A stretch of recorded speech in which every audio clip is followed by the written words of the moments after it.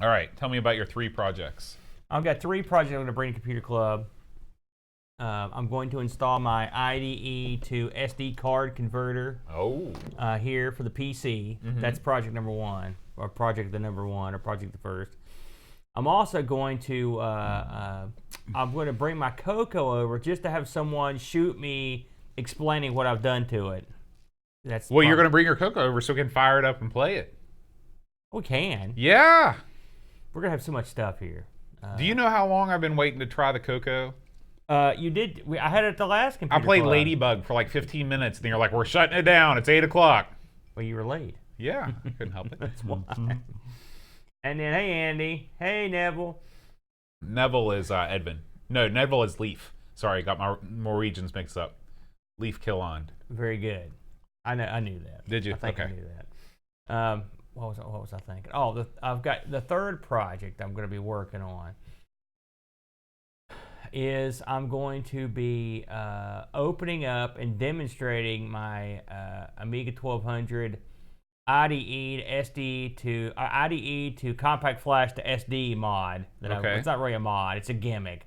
But I'm going to show people that. And I'm also, before I install the IDE to SD card reader in the PC, I'm going to attempt to use it in the Amiga just to make sure it'll work for compatibility purposes.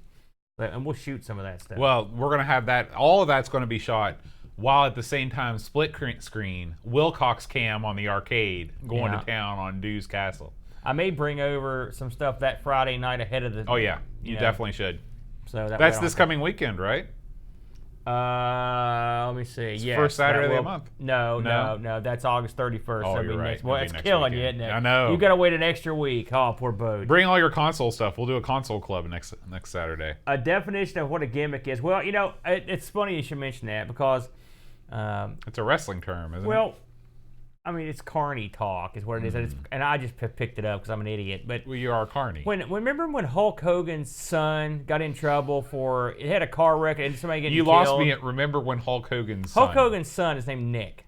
Nick Hogan? That's right. Did he keep the Hogan name, or Nick was it Balea. like Dubois or Nick whatever? Balea. Okay. And, gosh, it's been a while back, but... It's been a while. Nick did something in a car. I can't remember what it was exactly, and he caused someone to be killed or severely injured, and then Nick went to jail. And there's a recorded phone call where Hulk is talking to Nick. He's like, "Let me tell you something, brother." Does he actually say, "Let me tell you something, brother"? Okay, Nick. He goes, "Let me tell you something." He goes, "Did you take care of that gimmick? Did you do that gimmick for me?" And so gimmick was used. Is like a hit in the mafia? Gimmick was used as a noun and a verb. Did you take care of that gimmick for me? Or what's the gimmick with this? Or he would just intermittently change it. And what that means is that's wrestling carny talk for something you don't want people to hear on the phone. Right. It would be like, because in this case, gimmick was like, did you get rid of the dope in the car? Did you take care of that gimmick in the car? And this was a prison phone call that was obviously being recorded. Hulk just neglected to remember. No, Hulk used gimmick. Oh. Instead of saying, Nick, did you get rid of that marijuana you had stored in the glove compartment? He said, did you take care? Hey, brother, did you take care of that gimmick? I see. And Nick was, of course, like, the gimmick's gone. I took care of the gimmick, but it always struck me as funny. Did Nick ever wrestle? I don't recall that he ever did. He may have had may have been involved, but I can't remember. Is the Flair family the first family of like the best wrestler, like sibling and parent? No, absolutely not. Not even close. I'd say.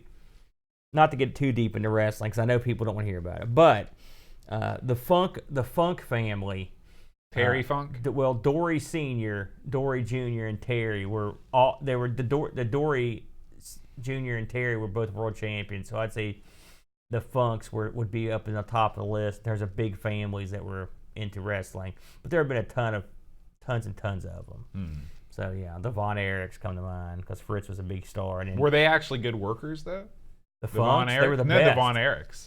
Some of them were. Some of them were excellent. Some of them were not so good. Some of them were horrible. Because I know that they achieved fame through their untimely demises, but I didn't know if they were actually good wrestlers. Thank you, Lee, for explaining. It's your dad. He just thought I was an insane man for all these years when I used the term gimmick. It's like a tick. You're like Gollum every once in a while. You're just like Gollum, gimmick. Yeah, that's. That's funny. Hey, the YouTube notification worked. Stunning. Glad to hear that. Turn of events. I have. Hopefully, our internet will hold out, guys. How's it been going this week? I mean, it's been okay so far. Let me knock on simulated wood here. Yeah. Hey, so you went back to school this week, and you've had a good time. We had a good time. We were talking about we've got a huge band. Yeah. Over 130 kids. That's amazing because, like I said, when I was in high school, our high school band was gargantuan at 100 players. Right. It was and that was including guys we brought up from the middle school to be in the high school band. You could do that back in the day. No, you couldn't. We had to get rid of them. Oh, really? Yeah, right mid-season they were gone, so we had to retool the entire show. Ooh, yeah. Ooh. Yeah, but the thing about teaching is when you go back is you don't realize just how much. Did you see that? Mm-mm. Our man Colin is now recently married. Oh, well, Colin. Congratulations, my friend. Absolutely. That's outstanding. That is. That's great news. We got a lot of things to celebrate. You know, my folks just had their 50th wedding anniversary last month. 50 years. It's a long time. If you can go that long, Colin, you're doing something, my friend. But I got a good feeling about this one. Yeah. I saw that, speaking of marriage, I saw that the top babyface world champion star in WWE, has gotten engaged to the top world champion WWE girl star. Really? Yeah. Becky Lynch has gotten engaged to, I always want to call him Tyler Black. That's his old name. What's his new name? I should know it. He's Ryan the biggest Seacrest? star. No. But anyway, they've gotten engaged. It's nice. That's nice. it. So That's great. you've got that in common. Uh-oh. Do we? No, I don't know what it is. Wait a minute, did I write it down? No, I have a blank there. We take them as they come, picks. Hold on a second. Pen time. So let me tell you a funny story. All right, go. Okay. It's a little blue. Little. Much like yourself today. Yeah. Okay. So Eep and I have been trying to have a kid, right? And I'm telling you, it's a little blue. I just about took a spit take right there. And it's not working, you know. And so we gotta call in. You know this is live, right? Yeah, we gotta call in other means. So we're it's not like, what was the name of that 80s movie? I'm losing it, folks. What? What was the name of that 80s movie? I don't know. We're at the end of it. Weekend at Bernie's? No. It's the cool. Come on, help me out here. It's got Cool in the. Cool Running? No, not Cool Runnings. The Beach Boys did a song for it on the soundtrack. Oh, Boat. You have a rare time where I can't think of totally got me off guard. I can't think of what that movie Daz? is called. Come on, chat, help me out here. Well, what's the premise of the film? Well, anyway, the last scene. This is not what's happening. This is not what. So don't think that this is what is actually happening. But at the end of the movie, the girl's like, "Yeah, you're just going to have to sleep with me so I can get pregnant," even though she was already married to some other guy, but they couldn't have a baby. And it was like man. Anyway, that's not what's happening. But that's what made me think of that. So anyway, but I've got to call the hospital to make Cool World. Not Cool World. No. I've got to call the hospital to make a fertility appointment. And so the guy picks up the phone, and he's like, and I thought he said fertility care or something like that. Yeah. And so I tell him the whole story in detail about like what we've been doing, what we've been trying, what we think it might be. And he's like, "Sir, we're a lawn care service." And I said, "Oh."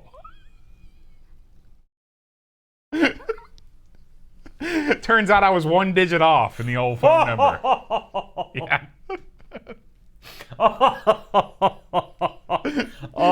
So we both had a hearty ho. And then I bid him farewell. Did he have any pointers?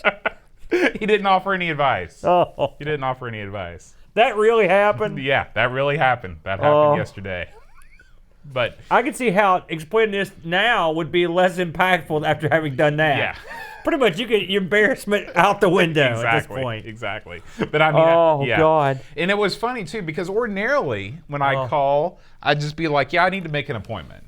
But if for whatever reason something possessed me to say, "Hi, my name is John Shaw," and I just went on and on and on and on and on. And then I just heard silence at the end of the line. A brief pause, and then the delivery. Oh, man. Oh, jeez. Okay, I'm going to look this up real quick. Once you hear... I just can't think of the name of this movie. Oh, my God. Ooh. Who was in it? Boat. It was a huge movie. It was a huge movie. Was it British? No. Is it Ridgemont High? I don't think so. It had cool in the title? Yeah. I think. Cool. That doesn't have cool in it. Yeah, I've got to find this.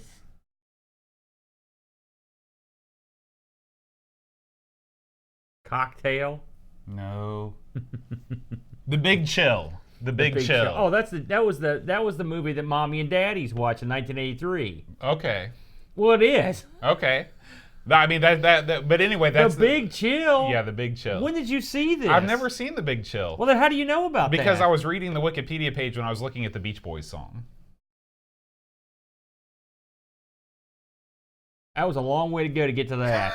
Did you see the Big Chill? God, no. Why not? Because I wasn't a mommy or daddy in 1983. Is that when that came out? It had to be the early 80s. I'm sure it was somewhere around The then. Big Chill? 1983, you're right there. Look at this. Oh, I know about it. Yeah. It was like... Is that Ali Sheedy? No. Ali Sheedy was like not very old in 83. Okay. What you got there is, that's like the Breakfast Club for older people. It's the dinner club. Dinner club. You know what I mean? The early bird. Oh, man. Well, good luck. Yeah. I don't know what to tell you. All right. So, yeah, I just felt like everyone should know about that. Oh, yeah. I think that should be common knowledge. Yeah.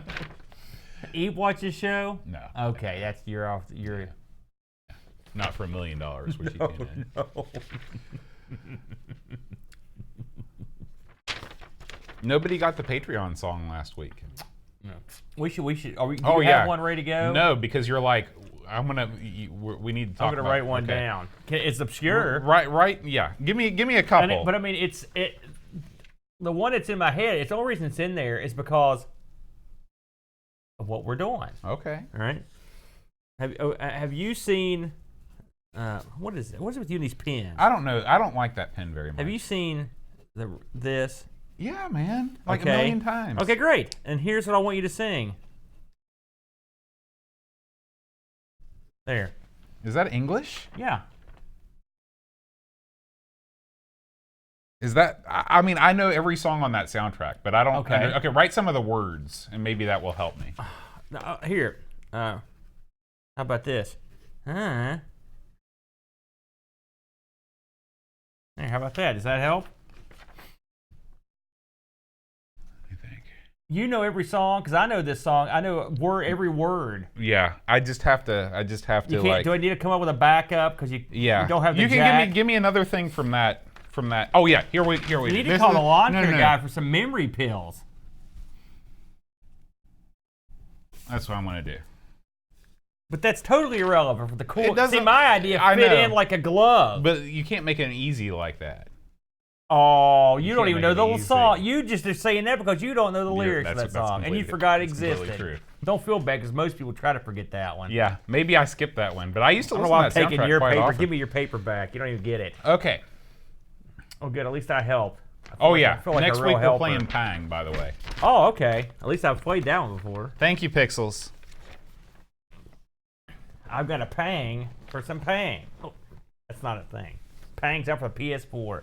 I've noticed a lot of these games are making modern comebacks on these various gimmicks here. I'm appalled. Well, I'm not appalled. I'm appalled. I think that most of the time they don't do a good job of capturing the spirit. I don't know, man. I'm not sure I can do this show. That is the embodiment of TMI right there. You got any amusing bathroom stories you want to tell us? Any drunken antics you want to share with the group? I think I've already from shared your all days those. overseas. Yeah. Duncan wants to know if you tried Shadow on the Beast on PS4. Shadow on the Beast. Shadow on the Beast. Shadow on the Beast. It's not that slow. It's a Doors song. Yeah, he doesn't sing it like that. Shadows on the Beast. What? No one sings like that. Is that Leonard Cohen? Shadows on the Beast. It's Leonard Cohen doing Jim Morrison doing Shadows on the Beast. The song doesn't exist. I did watch the Vidya. Man, look at that. That one got edited. Oh, it got retracted. Yeah. It must have been horrible. Oh, it was censored. Pixels must have said something most heinous. Just he did all 7 words. Are you not supposed to mention it when they get redacted? Can everyone see that or just us? I don't know if everyone can see that. Everyone look at Pixel Don's message retraction. Can you guys see that or is it just us? I saw videos of Beast 4. Oh, there it is. You've been outed, Pix. I saw Vidya on that one. It looked darn gruesome, actually. Yeah. Do you remember that? Oh, yeah. They take it to 11, which, I mean, that's what every video game does now. Well, Shadow of the Beast, there's room for improvement. I was going to say, it didn't really have a lot going for it in its original iteration, so maybe adding some blood. I'm sure that they made it play better. They would have had to have. They could have made it play worse. Was the music better, Colin, in that or the classic Shadow of the Beast? And prepare to, if you give the wrong answer, prepare to be bombarded with hate. Just to prep everyone to I don't think we've ever covered Shadow of the Beast 2 on Amiga. I think we skipped. We went to 1 and we did we're 1 at 3. and then we did 3. Yeah. It's on the list. Much like everything else is on the list. The first thing I installed on the new laptop. City of Heroes. That's the second thing. Amiga forever. Got to get it in there. That's good. Every device I own has Amiga. How does this compare to the laptop that you take to work? This is way better. leagues better. In fact, I'm thinking about putting DOS on that one. That's how old it is. Okay. And it has DOS drivers too. So there you go. You can't say potty on here. Yeah, I understand there, Dunk. This was an interesting little gimmick this week, wasn't it? Yeah, it was. I'll be interested to see how you did at this game.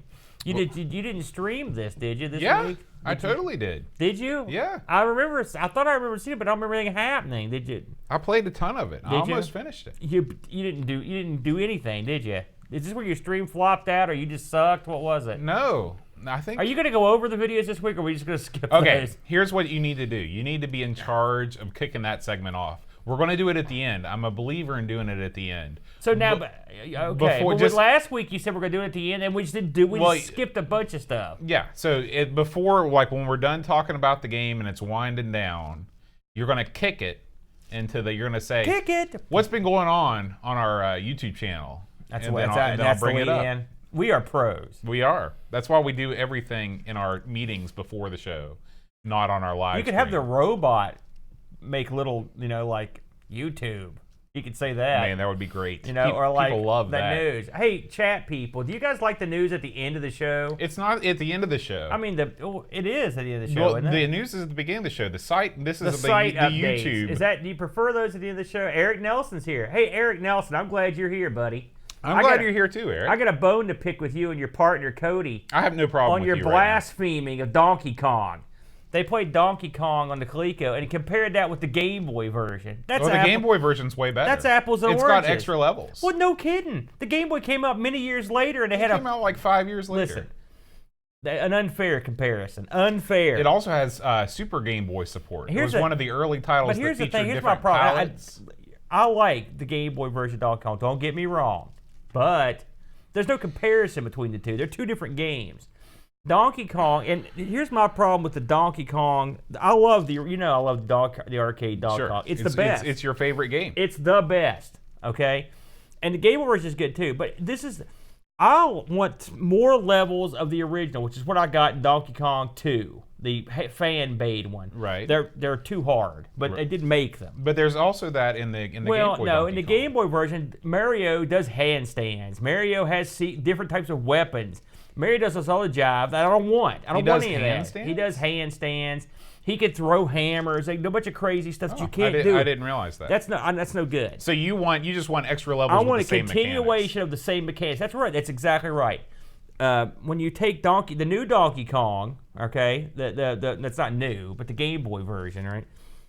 It changes the physical, the actual gameplay is changed, you know, and so you can't compare the two. And ColecoVision Donkey Kong is a very important title, given the amount of ColecoVisions it sold, because it was the first major arcade port where people were like, crap, I recognize that. That's Donkey Kong from the arcade. Sure. As opposed to, what the hell is that? A bunch of pixels on the screen? Yeah. What are they trying to for? I mean, I don't know, you know? So I just thought I'd mention that, Eric. I love your show, by the way. Did you know? I listen to it every month. You know, I've been reading a lot about the Famicom. I got this series of books by Jeremy Parrish called NES Works, which is a chronological survey of every game released for the Nintendo on a yearly basis. So 1985 is one book. Yeah. 1986 is the second book. God. Well, you got to realize early on there were only like 30 games a year. I know, but man, that's a... But what was interesting is they have a special bonus chapter about the Famicom, and the Nintendo was created. It was drawn up just to produce a system that could play Donkey Kong as arcade perfectly as possible. And that's what it should stay. Nothing but that. You release that one game. And that's all you need. Do you know the initial release of the Famicom in Japan? 3 games. Can you guess what they were? Donkey Kong. Yep. That's one of them. Super Mario. That was much, much later. Mario Brothers. Mario Brothers. Yeah. And let me think here for a minute here. Space Invaders. No. Okay, what was the third one? Popeye. Should have known. Because they're all Nintendo properties. That's a good game too, by the way. Good night, Colin. Congratulations, my friend. Good night. Outstanding. I love that. That's awesome. Nice? That's great. Well, you want to rock and or roll? Yeah, man. Taking notes? I'm gonna. Are you just gonna write down something and insult me? I can tell. I always write down my zingers. That's how you list them out. Yeah. That should be your next book. And by next, I mean have you written a book before? I have written a book before. You're kidding me. What was it called? It was Silly Southern Jokes for Idiots. You guessed it. That was it. I thought I saw that. There's 300 copies in boxes upstairs. And #1 on the Amazon bestseller list. You know, someone is selling a copy of my book on Amazon. What is your book, Boat? It's called The Mind of God, The Emergence of the Google Books Project. It was my dissertation for my master's degree. Smokes. I do recall. I think we went into this once before. Somebody is selling a copy of this on Amazon for like $700. Really? How's that going for them so I far, don't think Boat? that they're selling any of it. So... How does it feel to be a published author, Boat? Well, I published it myself. And so the money you made from this, you went towards the house? This book sold less than 0 copies. So how is that possible? It physically, the book somehow imploded? Copies of it just the words ceased to flowed exist? back through the keyboard into my mind. Wow, that's pretty bad. Well, you know, good for you though, Boat, for getting in there. Well, I had to. It was part of my schooling. I would have never written a book on my own. Why? Because writing a book's hard. You're a book boy. I love to read. I'd rather talk. I'm more of a talker. I don't know if you've noticed that about me. I have noticed that. I'm the same way. We do audiobooks. And off the cuff. Yeah, that's right. Look at our audio improvised audiobooks. It's like this week's book is we're going to talk about. You know, they concluded that contains subject matter that advertisers wouldn't enjoy. Nobody wants to advertise on your prison talk video. We didn't say anything. No, but did that infuriate you like it did me? No. Tell me you're not infuriated. Think about it. If I was an advertiser and I saw a screenshot of you and me, and then the title of it was Prison Talk, Gillette's not signing up for that bad Gillette? Boy. What do you think they're cutting each other with, Boat? Well, I'm just saying. You're going to get us flagged again with that kind here's of talk. the thing. It's me and you. It's not like we were talking about, ganking a guard in the back and all the blood that popped out. We didn't touch anything that was remotely controversial. That's true. And they went out and physically, a dude sat down and watched that show and gave it the stamp of hate. That's right. No advertising for you. That's right. I think they used physical stamps. They've robbed us of 2 to 3 cents over the lifetime of that Prison Talk show. It's the principle of the thing. I couldn't believe that. It's true. You've taken it a lot easier than I have. I was appalled by that. Well, Plus, every time I use copyrighted music without consent, I get in trouble for that too. You need to. Well, I'm glad that you're finally taking steps to remedy that on ARG. Oh yeah, and let me tell you something. Coming. Let me tell you something. The songs are pouring in. Just nonstop. Well, for one thing, I forgot to send the late already dress out to where to send them, but I don't think it would have mattered. I thought of a little ditty. You did? Yeah. Would you like me to sing it for you now? I would. I swear I'm paying attention too. I'm just looking at this here gimmick here. Okay, you ready? Yeah, I'm listening. I got the words written right here.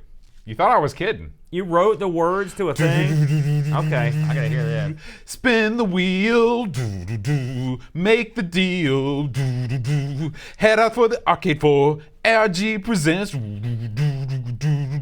From the hills of West Virginia, it's your boys from Hurricane. The boys, they really know their stuff, but they take the gloves off, they play rough. That's where I. Heavily influenced by the Clash. That's the Ramones. Oh, that was the Ramones. It's all college music, isn't it? Well, no, I don't think any of those people went to college. To be completely honest with you. The Ramones. You ever heard interviews with them? They are absolute fools. It's not like Guar. It's like they're an RNC band. They got together in college. These guys are the exact opposite of that. That was good, Bo. I liked it. Well, good. Bam, you're in the running. Oh. You could win a fabulous ARG prize package, including a smooch from Brent. Ooh. That's part of it. That was nice. It's amazing to me that you took the time to write anything. I know. I was just thinking about it while I was driving home in the car after listening to the some show. of that crap rhymed, which Yeah. was even more amazing. Did you read this Dreamcatcher article? Which one? Is there just the one? Full speed ahead, Mr. Parker? Mm-mm. This popped up. That looks like a ATV simulator right there. Oh no, but it goes on. Oh, okay. I'm going to go back and read this one, because that looks good. Okay. That looks good. I'll read it on my time. Are you ready to start the show? Yeah. What the hell? Let's Okay. do it. I'm always ready. Hold on, I'm still teared up from your idiocy. All right. Hi, everybody. Welcome to Amigos. I'm John. And I'm Aaron. And today we're going to be talking about Damocles. Ooh. Did I just swear? A little bit. Mercenary 2. Mercenary 2. Aaron, did you ever read Soldier of Fortune magazine? Read it. I'm published in it. Really? That's right. I didn't realize that you were a gun for hire. They ran one of those before and after soldier picture things. I was the before. Guy doesn't know how to use guns, doesn't have any camo, doesn't hunt. I often wonder if they have sort of like the Charles Atlas ads in those magazines where it's like, are you a weakling weighing 93 pounds? 98 pounds, 98 pounds. Wow, you're really stretching there.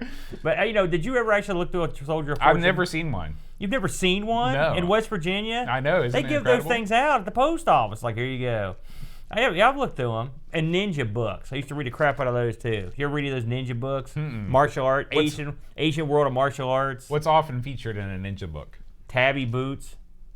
Okay. Wall climbing claws. No. Shurikens. Wall climbing claws? You know, the Are they deals. the Wolverine hands? Well, no, Wolverine. You try climbing a wall like this, you break your wrist. These things, they mount right on here. The little claws are like this. Wow. And they're gloves. They're metal deals. They're dealies, and you hook them to your hands, and you claw up the wall like that, like a ninja. And you've got them the tabby boots. You put those on the bottom. So they're like an inverse brass knuckles.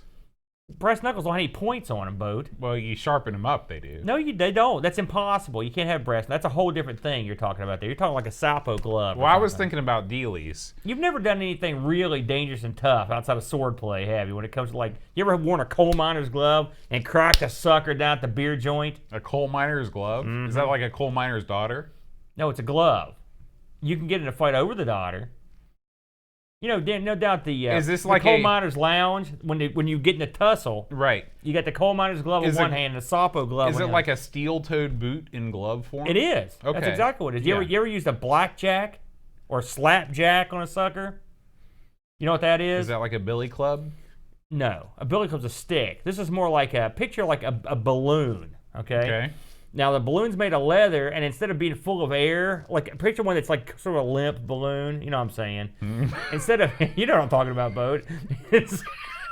Instead of air in the limp balloon, you've got like some heavy metal or crap in there, and then when a sucker starts giving you a lip, or dumps his Schlitz on you, right? When the Schlitz starts firing, you whap this guy upside the head with this blackjack. Now, but you said it's small. It is. So, but I mean, is it still sticking out of your hand as you bring it down? Picture the limp balloon hanging like this, and when you wing it across, the balloon goes woo, and it whacks the guy. Yeah. That seems kind of These are the lowbrow weapons of choice here in West by God, Virginia. Sapo glove, you got your coal miner's glove, all of the ninja stuff. What about a midnight special? I mean, that's a gun. Oh.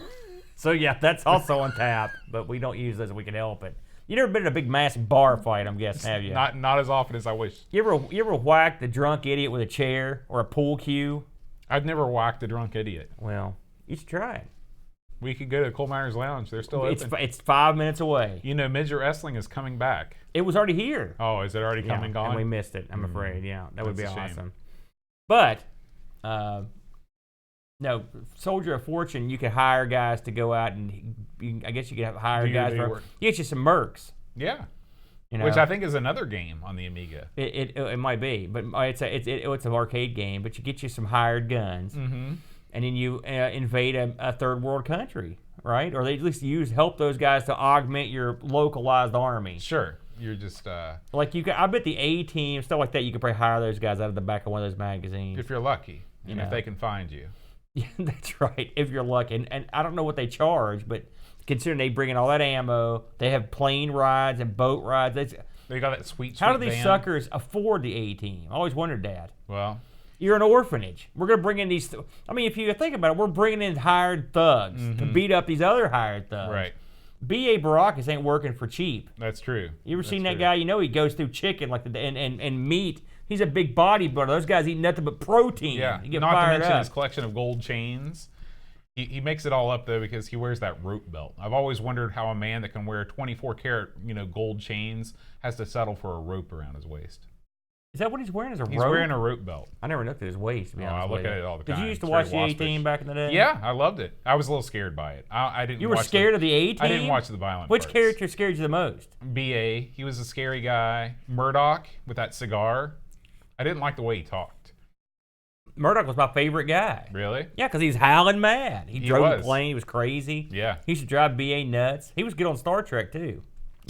I should watch that again, the A-Team. You watched The Next Generation, right? Oh, yeah. You remember his character on there? Was he on The Next Generation? Yeah. Who did he play? Was he cute? Man, your geek cred is just...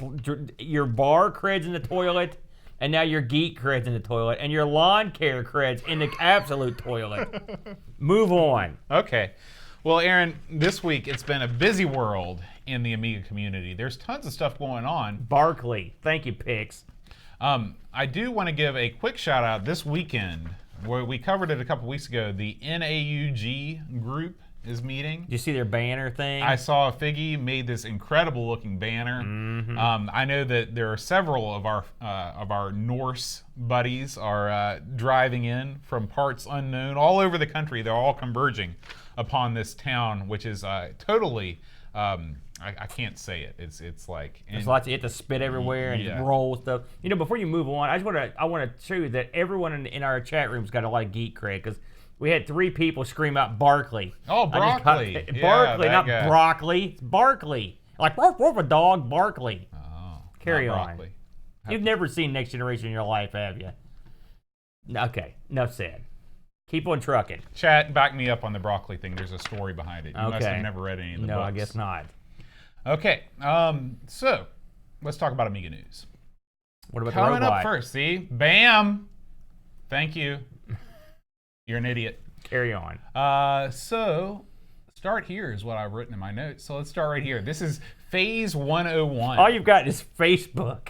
That's all it says. It's not easy to put these what links is this? in. So I don't know what this is. Yeah, so there is a hacker group called Phase 101. Ooh, okay? Cool name. And they've cobbled together their story. This is a story that takes place over many, many years.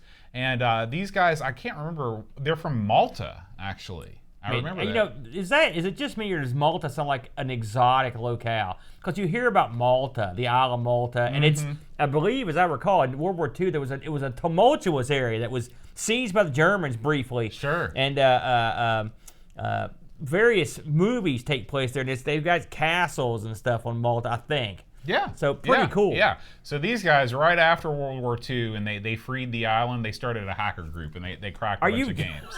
So you're yanking my chain. I just about bowed down on these guys. Man, they freed the island, then started the group? You suck, Boat. We just freed the island. Man, we got to get this copy of Shadow of the Beast out there without the copy protection. What a jerk. So anyway, these guys have a Facebook page. I don't think they have a real website, but if you go to the Phase 101 story on Facebook, you can check out, there's like 8 volumes of this thing. They've got a website, but you have to be elite to get there. That's true. And clearly, you don't have that kind of cred. I don't have what it takes. Yeah. I like that. Now, early on in the show, Aaron, we talked about AmiKit. Do you remember this? Yeah. Oh, yeah. I still have it. I use it on occasion. So why don't you explain what AmiKit is? Well, now I haven't used it for a long time in terms of, I don't know what they've got going now, but it was sort of a out of the box, one stop, like your Amiga rigged up with a bunch of fancy schmancy stuff on top of it. Absolutely. Emulation special. And I believe they were working on a gimmick to allow you to basically use the same kind of thing on an actual Amiga, as I recall. Right. What this guy, I don't. What'd he say? Why they start out not speaking English, but 31 minutes into this interview, the English begins. What is up with that? I think that they just do half of it in whatever language they're originally in. I have no context for this. Maybe so. I didn't actually save the link, and I don't even remember where I got this from. But there is, if you're interested in... What's the interview about? Well, it's about, this guy is interviewing the creator of AmiKit. And who was the guy interviewing him? I can't remember. It's just some guy. It's some guy. So if you're at all interested in AmiKit, if you use AmiKit and you want to find out about its historical roots, check this thing out. You remember back in the old days, we used the crap out of that, didn't we? Yeah. I was like, here you go, Boat, I'm going to set you up. This was especially before I really learned how to use WinUAE. And it's super fancy. Yeah, it looks, the desktop looks like any modern, Windows, Mac desktop. Yeah, that's nice. All right. And those guys, they do a lot of hard work on their Boat. Next up, Aaron, it's Tenmark. Oh, yes. He's back. The 10-minute Amiga Retrocast this week is covering the GoTech drive. Yes. So you have some experience with the old GoTech, don't you? Here's how you use the old GoTech. I'm going to spell it out. I'm going to make a 1-minute version. What you do is you go buy the GoTech. Then you have to update it with the Amiga firmware. Then what you do is you take your Amiga 500, you set it down, you get you some hacksaw. You just cut a big chunk of that sucker out. And then you post pictures of it on the internet That's and say, look what I did. And then now, any jerk can use screws to keep something in. Nope. What a loser. What you do is get you some double-sided tape, stick that sucker in there, wire it up, and you're in. And then you never touch that Amiga for the next 5 years. That's right, because it works. It works perfectly. It works perfectly. I've got plans for that Amiga 500, and I will vindicate myself. Listen, it seemed like a good idea at the time. I swear to God, I thought it would turn out great. Well, it didn't. It doesn't look that bad. It's not like it's horrible. It looks okay. I think it looks passable. I think it looks pretty good. As long as you don't look at it, it looks great. Listen, don't give me any grief, Boat. That 500 was jacked up in all kinds of ways anyway before that even happened. So don't feel too bad about it. Yeah. Anyway, Tenmark takes you through the paces. He shows you all the ins and outs. But what I want to focus in on is Tenmark's desktop wallpaper. Fancy. Back there in the shot. He has received his Amigathon postcard and magnet, like I hope you all have. I've seen them starting to roll in on the Discord. Yeah. 10 Minute here, his version of putting this in, he's got to take the top off the computer. Take the top off. He's got to cunningly place it in a way that it's accessible. He's got to do everything right. Well, that's fine. Make me look like a jerk. Thank God I didn't put up my video, how to install which I shot. That video has been deleted hundreds of times. And I don't know, do you have his other video up here where he gives the speech? Yeah, so this is a new video that just came out. He actually gives a whole presentation on Commodore's line of 8-bit computers. Oh, yeah. And so if you're at all interested in the 64, the 128, and the SX64, which he's got up there. Tenmark is a very, very intelligent guy. Think about us and the opposite of that. Yeah. And he really knows what's up. He's witty. He's well-spoken. He knows all the technical terms and the jargon. It's funny, like in the past, like say 6 months. How long has Tenmark been making these? It hasn't been that long, has it? Yeah, not that long. It's like him and like Pixel Vixen. And it's just like they are enormous personalities. They're movers and shakers. We got half of that. What do we got? Enormous. We got. I'm working on it, Boat. But these people have came. I love it. I love it. I mean, and these are this is some quality stuff. Great learning tool. The stuff you can go back and watch over and over. Not like our sorry, sad, tired act. You see us once, you're done. Get the heck out of there. But I highly recommend 10 Mark stuff. Gold. And finally, our boy, Ravi Abbott. He's back. He's not spinning the tunes this week. He's unwrapping the package. Oh, man. He just... Whoa. Go. Just go. Stop saying stuff like that and just keep going. He got a ZZ9000 for the Amiga. Do you know what the ZZ9000 is? It's an Amiga with a huge beard. Okay, I don't might know. be. This thing gives your Amiga everything you want. It gives you Really? full HD resolution. Okay. Gives you, oh man. Yeah, it's got a built-in scan doubler. It gives you a gig of RAM. It gives you an Ethernet card. It gives you an SD card. It's for all of the big box Amigas, the 2000, 3000, 4000. So we're out of luck. But Ravi actually he actually talks a lot about it with the chat, and then he finally unwraps it. And he's got to build suspense, both. Oh yeah, that's what it's all about. This thing is remarkably small in stature. Yeah. It slides right in. What do you call those slots? Just expansion slots? Is there a cool acronym for it? Zorro slots? Trapdoor RAM? I know all the terms. No, it's not trapdoor. Okay. There's a bracket on it there. That's your Swiss Army knife of cards. Right. If you've got that, you don't need much else. Now I wonder if you can use that with the. Look at Duncan Styles. He's on my wavelength right there. The A500 with the Checkmate. We should mention, this isn't listed amongst your news items, but I'll go ahead and mention it. The fellow over at Checkmate posted a video this week. You know, these Checkmate 1500s have been shipping. Yeah. And people are getting these bad boys. I watched last week. I mentioned that I'd watch Pixel Mix and put hers together, and I believe Neil. NPH, right? Neil Patrick Harris? No, Neil from Retro Man. Oh, that Neil. The main man, Neil. The real Neil. Has been putting his together. But apparently there's been a small snag in some of these with the, and it's just a fingerboard is all it is. It's just a pass-through board that slips into the sidecar of the Amiga 500 that sort of reroutes the expansion slot up around to fit into this case. Okay. Because the Amiga 500, the slot goes out like that, Uh-huh. and this is just like a series of lands. Just go whoop. It's just a little card. This is a thing that comes with the 1500. And apparently, what you're having here is on certain bits of hardware, you're having some timing issues, which goes to show you how close they cut some of this stuff. I mean, this should really make such a small bit of difference. And I will say, I believe the guy, his name is Steve, the fellow over there, and he's Stephen Jones. I like this. I mean, I've seen his interviews. We talked about that stuff, but I mean, he hits when it comes to Checkmate. He hits this stuff head on. He was out, put the video out. He explained what was going on. It's not a huge. It's not a deal breaker by any stretch of imagination. It's just if you have certain peripherals that you may have some trouble. It's one of those gimmicks where you if you hit reset like 4 times, on the 5th time, bam, it comes up perfectly. You know what I mean? Mm-hmm. It's one of those. Yeah. They're the hardest ones to find. Well, if you're involved in the hobby, you're used to doing stuff like that anyway. So just deal with it. Hit reset a couple times, you're fine. See, you're being mockish or amusing, but that's exactly why I feel. I do that with every computer I have. I mean, yeah, you just gotta listen. This stuff's so old. Mm-hmm. If it comes on, there's a little dance right there. Then if it works and you could do something with it for like an hour, that's the big dance. Because this stuff's old, man. And when you're making all these crazy contraptions for these old computers, you're going to get some weird quirks. Right. And it's not like I've seen people beating him down like, you screwed us. I don't think anyone did that. Mm-hmm. So it's all good. But I mean, I'll give the guy credit. He was on point, just like he's been throughout the whole thing. Upfront, honest, respectable. Something else it's not really news. It's not news that's Amiga related, but I thought I mentioned it. I have heard the rumor that the Spectrum Next should be shipping sometime very soon.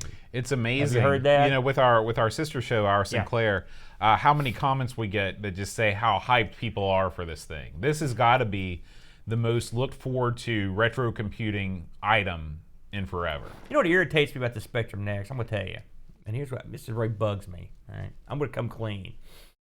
When they announced the Spectrum Next, I was like, I heard the guys over in Retro Asylum talking about it. I'm like, I don't care about that.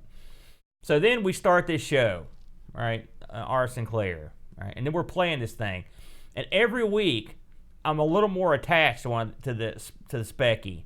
And so now after we've ran, I don't know how many weeks we've ran that show. What, about 20 weeks? Yeah, like about half a year. And so now I'm like, oh man, I wish I'd gotten one of these things because it'd make my life so much easier, and it was worth the money.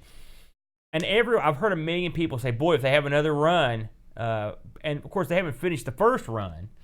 But much like the Checkmate, I don't think there's going to be any doubt that the thing's going to ship. And the amount of legwork and attention to detail these guys have put in, it's going to be a solid unit, okay? And so I will probably, if I could come up with the money, the perennial, same thing with the Checkmate, if they have another run of that, if I can come up with some money, they're on my list. The next would be perfect for us. You've got yours, but here's poor old Aaron. I'm sucking her out these emulators. Left in the cold again. And I want the real deal, So it's on my list. But hey, good news for all you people that have been patiently or impatiently waiting for this thing. It should be awesome. Absolutely. I can't wait till the early reviews come out. I'm dying to see what it looks like, how it plays. Well, that's going to wrap it up for our community spotlight this week. I do have 2 community bits of news, though. News bit number 1. Colin419, distinguished friend of the show and supporter of the show, just became wed. Beautiful. Yeah. That was in your notes? Happy marriage, Colin419. Did you know that ahead of time? No. I thought remember when I wrote this thing? Remember when I was writing something down? I thought you were. And you're like, what are you writing down? And I'm like, something I'm going to talk about. I thought you were writing down Aaron-related slurs on there. No, that's why. Congratulations, Colin, and you love it. He was here just for a little while, and he had hit the sack. I think it was his honeymoon night, and his wife was getting impatient, but he just had to hang on for some Amigos. Maybe they have us on in the background. That's true. I'd like to think that's what's going on. Absolutely. Take care of business, son.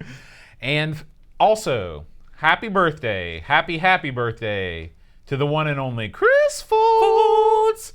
Hope you had a good one. Looks like you went over to Liverpool. Saw the. This was the big 5-0, wasn't it? Was it? I don't know. I don't know either. That's what I always say when I hear there's a birthday. Is it the big 5-0? It's funny till it happens to you. Then it's hideously unfunny. That's rapidly approaching for you. No, God, I got what? No, it's not. Yeah, it is. I'm not turning 50. Like this time next year, you'll be less than 1 year away. From this point forward, no talking. Okay. I don't want to hear about that. No one wants to hear about that crap. I'm ageless. Well, you are. Most people say that. Once you go bald when you're in high school, you just look the same for your entire life. That's true. I've seen pictures of you in high school. You look oddly similar to the aged version you are today. Aged? Are you kidding me? Like a fine wine. Let's talk about this week's game, Aaron. Okay, let's do it. Well, let's not. I changed my mind. Okay. We're going to talk about Dreamcatcher and what he's been up to. Dreamcatcher. Well, good question. You know, he's always up to some. I've seen a lot of his videos flashing by this week. That's for darn sure. Before we get to this week's article, if you are a Dreamcatcher fan, and I know there are lots of you out there, some of his articles, because we really need to design the site at some point. When we designed everythingamiga.com, when we designed it, who actually did the designing work on this and actually put it together? When Jason Warren designed right. everythingamiga.com. He's the most brilliant hoser I know. You know, I gave him several suggestions that I thought would be awesome. And it turns out my suggestions were all crap. And we should have gone with the design that he wanted from Jump Street. You wanted crap from like the old GeoCity days. Right. You wanted the dancing Jesus. I wanted the hula girl, the under construction I wanted the guy with the fiddling with an umbrella. So this is what Dreamcatcher has done in the interim. He's actually created a page where it lists all of his articles by subject and game title. That is a tremendous move. Yeah. I saw that. I was like, and it's not the first time he has put together an awesome sort of a list of stuff that make things easier. I remember long ago he did that eBay pricing the most valuable Amiga games thing. And I think he did one for joysticks, so he's done a bunch of this stuff. Yeah. So anyway, you can. This is right on the front page of everythingamiga.com if you want to check it out. Now let's go on to the main event. Full speed ahead, Mr. Parker. What can you tell us about this one, Aaron? Nothing. I just noticed it today, but I know it's long and it has a bunch of games in it that I recognize. You've got your hard drive right there, and that game right there actually. You talked about that on ARG. This is Stunt Cycle, and we did that was our 70s episode. I love that episode because I got to have hair. I know. I used that for our computer club thumbnail. Did you? Yeah. A wise decision. I see a little blurb there about Stunt Car Racer. That's a great game. And I believe that right there is Stunt Driving, which is another. You ever played Stunt Driving? No. Yeah, it's pretty good. It sounds cool. Oh, it's, yeah. And then this is my nickname, Danger Freak. I've heard that. That's what they call me. Well, we got to play that, don't we? Got to play the heck out of that. This is all. Looks like these are all about motorcycle and extreme racing titles. Right. Look at that goof. That's not going to last. You can't be on a hood or the That's the boot trunk of a car. Yeah, that's no good. Oh wow, man. So yeah, we're gonna have to definitely check out that article. That looks like something Danger Freak. Danger Freak Dowdy. That's right. And that has a certain flair to it, doesn't it? Yeah. Yes. I recommend anything Green Tetra does. I watch pretty much he pops so much stuff up on YouTube. I try to catch it all, but his articles are, and I believe, I don't know if it's still available. Remember when he compiled a bunch of his stuff into like one huge PDF? Do we still have that on the site? Yeah, that is somewhere on the site. This was a charity. We should mention this every so often. Dreamcatcher was basically giving this away for a donation to charity. Right. And we should, by next week, we will have some action on this and make sure it's still up there. But yeah, I hope that's still, because it was unbelievable. It's a great way to read his stuff. I'd love to have a bound edition. I actually made myself a Dreamcatcher book one time. Really? And it was horrible. I did a horrible job. Was this like when you tried to make Teresa that book? This is way worse than that, because it was a tome, But I printed a bunch out and I drilled holes in it. I've got it at work, actually. It's great. I looked through it, especially when we have a game that he's looked at. I'm like, I'll check this thing out. But yeah, I recommend it.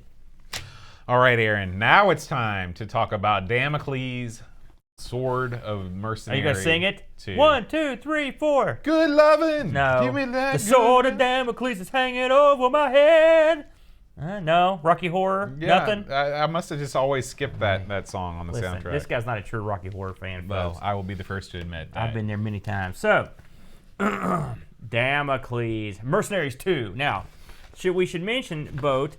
How many hours would you say you speculated that you spent on Mercenaries 1? I can answer that easily. I've never played Mercenary 1 nor Mercenary 3. This is my only Mercenary adventure as of now. Now, I a couple weeks ago I read some box art, box text for a game. I'm not going to do that this week because this one's not as nearly as hilarious, but I did have a look at this box to see what was on here, and it's pretty good. It's well written. You can tell the guy that wrote this thing knew what was going on. But this game has an interesting plot, and this is sort of the brainchild of one man, and then he had some helpers, and we'll get to it. So, Damocles Mercenary 2, released in 1990 after a stretch of waiting, I might add. We'll get to that. And it was one disc, published by an outfit called Novagen. Cool name. It is a cool name. I have a girl named Nova Lee. You have a girl? Where is she at? One of my students. Oh. I'm sorry. That's how teachers talk. When you... Yeah, I know. I've got a girl stash. What's her name? Nova Lee. Nova Lee. Yeah, Nova Lee. Why can't you be true? Right. So, good God almighty. So anyhow, Novagen, now, I have to say, but we haven't ran into these guys yet. They've got one of those names that I couldn't remember if we'd done anything by them or not. Novagen? I don't remember that. I remember things like that because I'm a name guy. So that's why I can't remember your name. So they were responsible for a game called Backlash. I like that. Encounter, simple. So these are like one-word titles. Hellbent. That's a great one. I don't know. Hellbent? That seems a little explicit. Oh. Are you kidding me? You're saying that? And Mercenaries 1 and 2 and 3. We should mention that. Now, the main man, the King Dog, Commander Damocles, was a coder and all-around great guy and author named Paul Wokes. Yeah, he's woke. He's sort of famous, I think, amongst the certain people. He worked on all the previously mentioned titles except for Hellbent. He also worked on Legends of Valor. All right, sounds pretty good. And this was sort of his baby. All right, from everything I could get. He was sort of the main man. You had one of the graphics folks was a lady boat named Mo Warden, apparently short for Mary. You know, I miss back in the day. You used to have girls named Mo pretty often. Yeah, man. Like there was a girl, and you can't do that on television. Her name was Mo. Her name was Moose. Oh. Yeah, you're wrong again. Anyway, Moose. You remember Moose? She was the host of the show. I thought her name was Mo. And I hate that show, and even I knew that. What about Nickelodeon Guts? I hate that. Anything on Nickelodeon is crap. Once they got rid of Tomorrow People or whatever, it was done. You know, I John it out of there. If you're a fan of the show, you don't know what I'm talking about. Okay, so anyway, and Mo also worked on pretty much the same Nova Gen stuff that was out there before. Now they've got a musician listed, but I don't remember hearing one bit of music in this. Did you hear any music at all? Let me think. I'm assuming this guy did sound. I think because when you were coming in, like in the opening sequence, there was no sound. Simon Barry, who also worked on Backlash. I'm guessing, unless there's sound past where I got. Looking at your notes, I thought that was his name because you know how the British love Simon Barry Backlash. Yeah. That would have been a great name. It's a missed opportunity. That should be it. Now, this first appeared on the Amiga's nemesis, the Atari ST. Although we would like to get into the Atari ST, we just can't get hold of one. Like, have you tried to price an Atari ST? They're expensive. Let me tell you something. Sell the house. Yeah. You know, mortgage the pets. Can you do that? No. Everything. Well, I don't have pets. Well, mortgage did you mortgage them? Now, get this boat, and I'll get into this a little bit later. This was only out. You had this out for the Atari ST, and the Amiga, of course, had a copy of it here. The PC, Psygnosis was working this game with NovaGen for the PC, okay? And it apparently was done. We might as well just get into it now. And I looked at screen. It was featured in some like German and French magazines. I love, it's one of these secret mission type things. But it never got released. And I was like, why didn't this get released? And I keep seeing these vague things. We don't know why. We don't know what happened. Something happened. And basically, from what I could tell, and this is another one, Dreamcatcher, if you're listening, this is another one for you if you haven't covered it already. Try to figure out what happened here. So the PC version was going to feature enhanced graphics, FMV sequences, full orchestral score. Okay. As opposed to no score. Right. As opposed to no music whatsoever. And was being developed by Psygnosis in '95. It was completed, and I found a quote from a playtester that said he beat the game on the master level. He beat every part of the game, and it was he was ready to go. Now, I found a fan site for the Mercenary games, and this guy said, now I don't have any backup for this, but this is what he said. He said that when Sony and there was a change at Sony and Psygnosis marketing policy, whatever that means, and it led them to drop some of their PC projects. Right, because Psygnosis was owned by Sony at that point. Right. And apparently this was dropped, but apparently it was done. And the screenshots are blow away awesome compared to. I mean, don't get me wrong. We'll get to the graphics in a second, but I mean, these are some top shelf graphics. Of course, it's not 5 years later. You're gonna get a better. It's amazing how often you hear about things like this when you study gaming history. How many completed games were just shelved at the last minute and just left to linger in obscurity forever. That would be brutal. Yeah. You know it? Yeah. The amount of time that the people behind this game put into it. This reminds me of all my spoken word albums. Never released, and now they're shelved by the record companies. And I don't know what happened to them. At least you got paid. You got all the advance money. Yeah. I use that for all these tattoos. So, what is Damocles Mercenary 2? Well, the plot is quite simple, but the game complex. You play a mercenary who is hired to come in and take care of a little problem that they're having on the planet Eris. What's the problem, Boat? There's a comet. It's going to hit the Earth or Eris, and you've got to figure out a way to stop it. Right. And the comet is called bam. It's like a series of numbers and letters. No. It's called Damocles. Damocles is the comet. Oh, I didn't pick up on that. Are you kidding me? Well, now that I think about it, like the file that you have to read is called like the Damocles file. That's right. I thought that was just like its code name. No. Okay. So the sword of Damocles is literally plunging toward Eris, and it's your job to get up there and blow that sucker up, or do something to move it out of the way. Bruce Willis Armageddon style. That's right, and you don't want to miss a thing as you're doing it. So this game has a little bit. I'll tell you what you got here, in my opinion. Let's say Hunter is at a bar, and all of a sudden he spies across the room, and there's Elite hanging. They get together, have a few drinks, produce a son, and that son is Damocles. Mm-hmm. You got a little bit of Elite 2 in there, or Elite. You got a little bit of Hunter in there. Mm-hmm. You got spaceships. You got ground vehicles. Mm-hmm. You've got exploration of buildings. You've got polygons to beat the band. Mm-hmm. All right. You've got free roaming, run around, do whatever you want action. Now, what were your initial thoughts? And I should say before I kick it over to you, the opening of this game is awesome. Actually, it starts out you're in this like rocket, and it's on autopilot, and it's bringing you to Eris.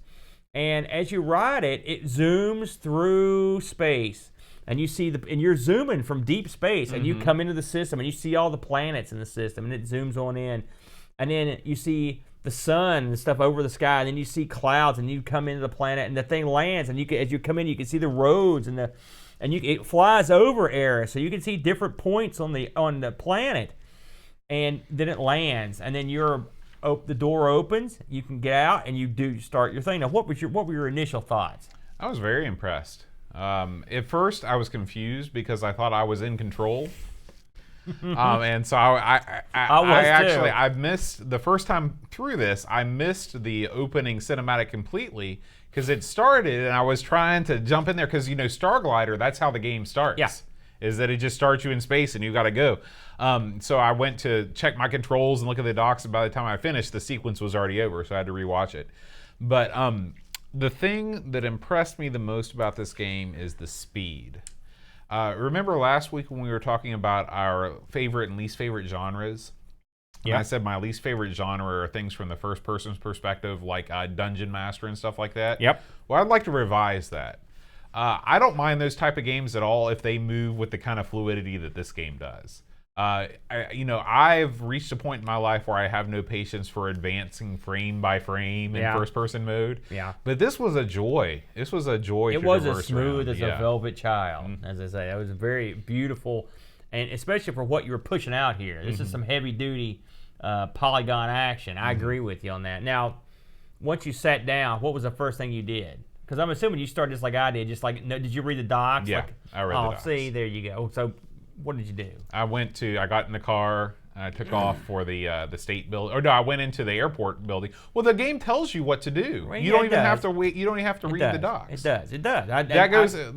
I'll talk more about that later. But anyway, that's what I did. Yeah, and here's the things I liked about this, but I'm going to just go off on a couple things that I thought were neat.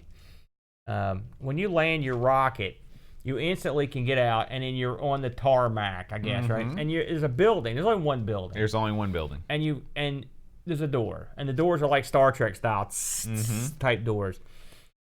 And inside the first building is a key, and this key will let you use the car. You've got to go fetch the key. The key's huge, by the way. The key's huge, but you can see it. You could actually see the key through the window. Mm-hmm. You could. These buildings are. They're not fully fleshed out. They're rendered in 3 dimensions for real. They have multiple floors. Right. This game has. The victory in this game can come down to whether you find the detonator on the second floor of a building amongst other buildings on an island amongst other islands in a sea down there. And then it's crazy how you can literally go anywhere. Yeah. I mean, it's a very realistic open world simulation. Now we should say, as this game, and this is another thing that reminded me of Elite. When this game loads off the one disc boat, incredible, one 880K Amiga floppy disk. Yeah, this is OCS ECS. This game loads into memory and never loads again. Yeah, there's no more loading. It's good to go. Very impressive. Mm-hmm. Whoever the coder here, Wokes, he knew his craft. This game was a late arriver, and so when you are in the ship coming to the planet, the guy you're talking to says, we expected you 4 years ago. Mm-hmm. Well, that was sort of an inside joke to the fact that this game was 4 years late. Oh. This game, I believe the original Mercenaries, and I can double check this, I believe it came out in 87. No, it was 85. By the way, the first game was available on the Atari 8-bit. Now, and the ZX Spectrum. Right, but I mean the very first version was on the 8-bit Atari, and it was converted over to the 64. Okay. Now, and I'll get to, there's a connection here I want to talk about that. Now, so your job, as they hire you to do this mission, like Boat says, they actually kind of hold your hand, at least through the early stages of the game. Which is what you need in the early stages of the game. Yeah. Now, one thing to mention, you've got free roaming, check. You've got free travel, check. There's no. You got free love. As far as I could tell, I didn't see that board. As far as I could tell, there was no fuel consumption. Did you ever run out of fuel? Nope. You couldn't really crash. Did you ever crash in anything? I never really crashed either. Yeah, now that I think about it, I had some rough landings, but yeah, in fact, in the docs it says that you can't die. Right. So, and the way I will say the way you operate your car is a little goofy. But we'll get to that in a minute. But so this game takes out a lot of the annoying deaths that you would have by your sheer lack of knowledge of the controls or it's lack like of the grasp. game was well designed. Well, no one wants to die stupidly in the middle of a mission because you hit a tree. Yes. Jim. Yes. Yeah, I agree with that. So when you undertake this mission, first thing you do is haggle for the price. I thought that was funny. Now, did you get that? Well, I just hit OK. Right. See, if I did not do that. When did you hit OK? Right away? Yeah, that's what the doc said to do. Well, and I don't know if this would have screwed me later, but I just kind of hit space bar or no, I hit N until it got up to. He eventually offered me $25 million to do the job, and I hit yes. Then he's like, "Okay, you drive a hard bargain." So I don't know what bearing that has. Yeah, on I it. don't think currency is really a thing in this game. It's still kind of funny. It is cool though. You know, you're in constant communication with people, and the audio. There's no audio. The text is transmitted across almost like a ticker. Yeah. You know, like on Wall Street. Yeah. And of course, what also accompanies the ticker, a lot of beeping and booping and weird noise. Yeah. Which we'll get into. So once you land, you get your car, you drive your car to where your rocket's at, your spaceship, which you have to find. Now driving to it, I didn't find that difficult. This game apparently came with some handouts of maps. Did you find the maps and look at the maps? That would have been useful. Yeah, it would have. Because, and I actually eventually I found some pictures. But because without those, navigating is a problem. And I will say, finding that first island, I had to play. I probably played 3 times before I actually figured out how to find it because I looked at the map. Because the first 2 times I played this, the game just devolved into me just flying around, right, and exploring stuff and going to different planets. That's what I ended up doing. But that would have helped. The planet is pretty good size, isn't it, Boat? It's big. It's massive. It's I wouldn't say massive, but it's cunningly designed to where you're not on like a huge continent like China. Right. It's more like a series of Maltas. Yeah. Right. I think that's the subtitle. Damocles Mercenary 2, a series of Maltas. I like a good malt now and again. By the way, you ever drink a malt? All the time. Well, I mean, not really all the time. Have you ever had one? Yeah, it's like a milkshake. They're good. So once you get your car, then you get your rocket, then you are supposed to go to an island, and you get to the island, and that's when you've got your explosives and your detonators.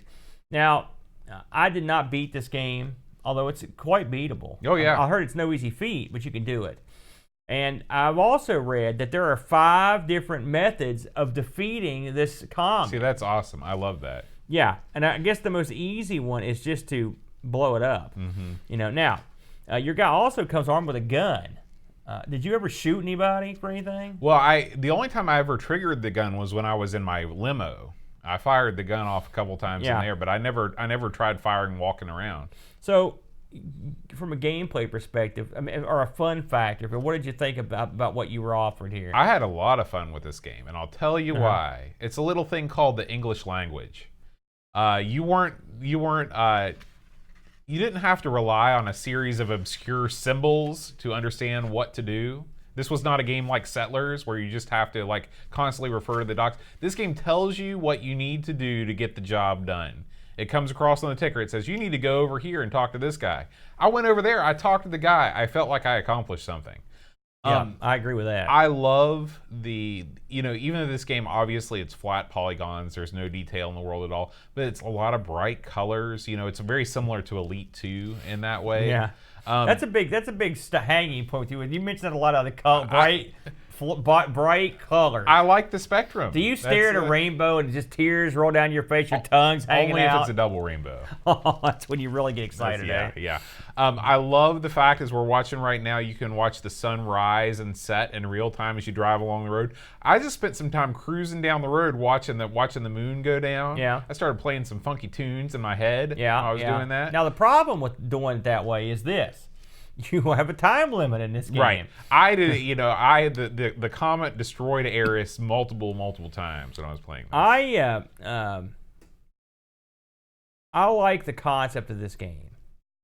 I think it looks. I mean, this is another game. The Amiga always. It's funny. We played Elite 2. I played it back in the younger days, and then I thought, man, this is incredible. And then I saw Hunter and that Amiga-thon. I was like, my God, this is remarkable. Mm-hmm. We saw that RoboCop game that had that. I was like, man, this is incredible. Then we played a Star Glider, which just has a lot in common with this. I was like, my God, that's amazing. And they keep upping the ante. And I got to give the committee credit on this one. Again, I've never heard of this one. No. I don't know how I missed it. I really don't. Well, I can't remember. Did you say that this got a PC release? It did not get a PC release. So that's probably why you missed it. Yeah, but I mean, I had an Amiga, and it got an American release, which I'll get to that. But this is This is like a fully fleshed out. No, that's not true. This is a not that fleshed out polygonal based exploration game, and it's. I mean, this thing's got 9 planets and 19 moons. Yeah, it's funny. There's a lot of chatter these days about this new. We're watching the pendulum swing back. You started out with games like this, exploration games, and people say, well, it's cool you can explore all this stuff, but what if you had an infinite galaxy to explore and everything was procedurally generated? Yeah. And then you get a game like a modern game like No Man's Sky, where it's literally an infinite universe, but then you realize the infinite universe is a mile wide and an inch deep. And so there's a new game called The Outer Wilds, which everybody's wild about, where you've got a really small solar system just like this, and you've got a task to perform. So I was constantly thinking back to The Outer Wilds, as I haven't played it yet, but just while I was playing this game, it's weird to say that the game has personality, but I think, just through your interaction with the guy at the beginning, it's kind of funny, at the beginning, and I really had a good time with this one. Is this Elite? No. Is this easier to get into than Elite? Yes. Yeah. Now, as much as I like this game, it had plenty of things I didn't like. Sure. And I'll get up for starters. This and again, when I say this, I take into account the era and the time this was released. Okay. I don't like the interface at all. Really? I don't. I don't like, for example, you drive the car and the spaceship the same exact way, and it's to me, I thought it was goofy. Do you want to have like a flight yoke you've got to purchase separately? I would just like to get in the car and sort of hit the button. I thought that was weird. I didn't like the button. I would like to, really what I'd like to have is sort of like an independent, like, I don't know what I want. To be honest I don't know what you want either. I thought the interface was a little kooky. Well, like your inventory and stuff. I thought the inventory was easy to manage compared. Think about most of the crap we play. Well, it was okay, but I would have also. I'll tell you the thing that really bothered me. I had all kinds of trouble keeping the keys straight. All right, now if I'd had a piece of paper in front of me with all the key stuff on it, would have helped. Also, the sound on this. There's a lot of game aspects of this that remind me of an 8-bit game, and you can tell these guys had worked on the 8-bit game, and then they'd started working on this like right after that, because there's the sound, the way the text scrolls. So there's a lot of that stuff is 8-bit as heck. It reminded me of an old Atari game in a lot of ways. Yeah, I mean the way that the text scrolls by does remind me a lot of Mule. And it reminded me of like some of this game reminded me of like Star Raiders and stuff. But something else I didn't like on this was and it's not the game's fault, but getting lost happened to me all the time. Yeah, I mean, all the time I got lost. In a game like this, where there are no defined, you got 4 walls that all look exactly the same. It's just like those dungeon crawlers, Yeah. The only difference is it's slightly less irritating because you're moving at a greater than snail's pace. That's true, and I will say, it's hard to ask a game like this to have auto mapping because you're talking about 9 planets and moons, and all of them have buildings. Maybe if we had all of the things that the game came with spread out before us, it might be a different story. I had some of that stuff, and it didn't help. It didn't help. Okay. It's because I had trouble. Maybe you could explain. I didn't quite understand the coordinate system in this either. Did you? You're talking about your faults with the game. That's my major fault. Okay, thank God, because I just thought I was an idiot. I had a heck of a time figuring out how that worked. I still don't understand how it works. I gotta be totally honest. I never figured it out, and the docs did not explain it to me. I want to be able to, because it's like you go in, you're following the in-game instructions, and the text is like, okay, head for these coordinates, and you can find your next thing. Well, you can't just plug in those coordinates and go. You have to you're flying, and it has to do with your trajectory, but I could never zero in on where I was supposed to be going. The game often references diagrams. I mean, did you notice that? And that was the handouts that came with it. That's what it was talking about. So if you don't have that, this is one of those games immediately. This is one, even old A had to go consult the docs pretty early on just to figure out what was going on, because the very first time I played this, I couldn't figure out how to get out of the plane. I couldn't figure out how to pick stuff up. I couldn't figure out how to drive the car. I couldn't figure out nothing. I'd say this is, if you think about, if you're familiar with Starglider, which I think is a more popular game, if Starglider had an on the ground component, then that's what this would be. I gotta say, this is at least as good as Starglider. Oh yeah, absolutely. I think they're equal in my mind. This one came out of the blue, frankly. I mean, I'm just amazed at what they could, at that era, at that time. And keep in mind that a lot of the work that on this was in the late 80s. Yeah. It's quite astounding. This is the type of game that the Amiga excels at.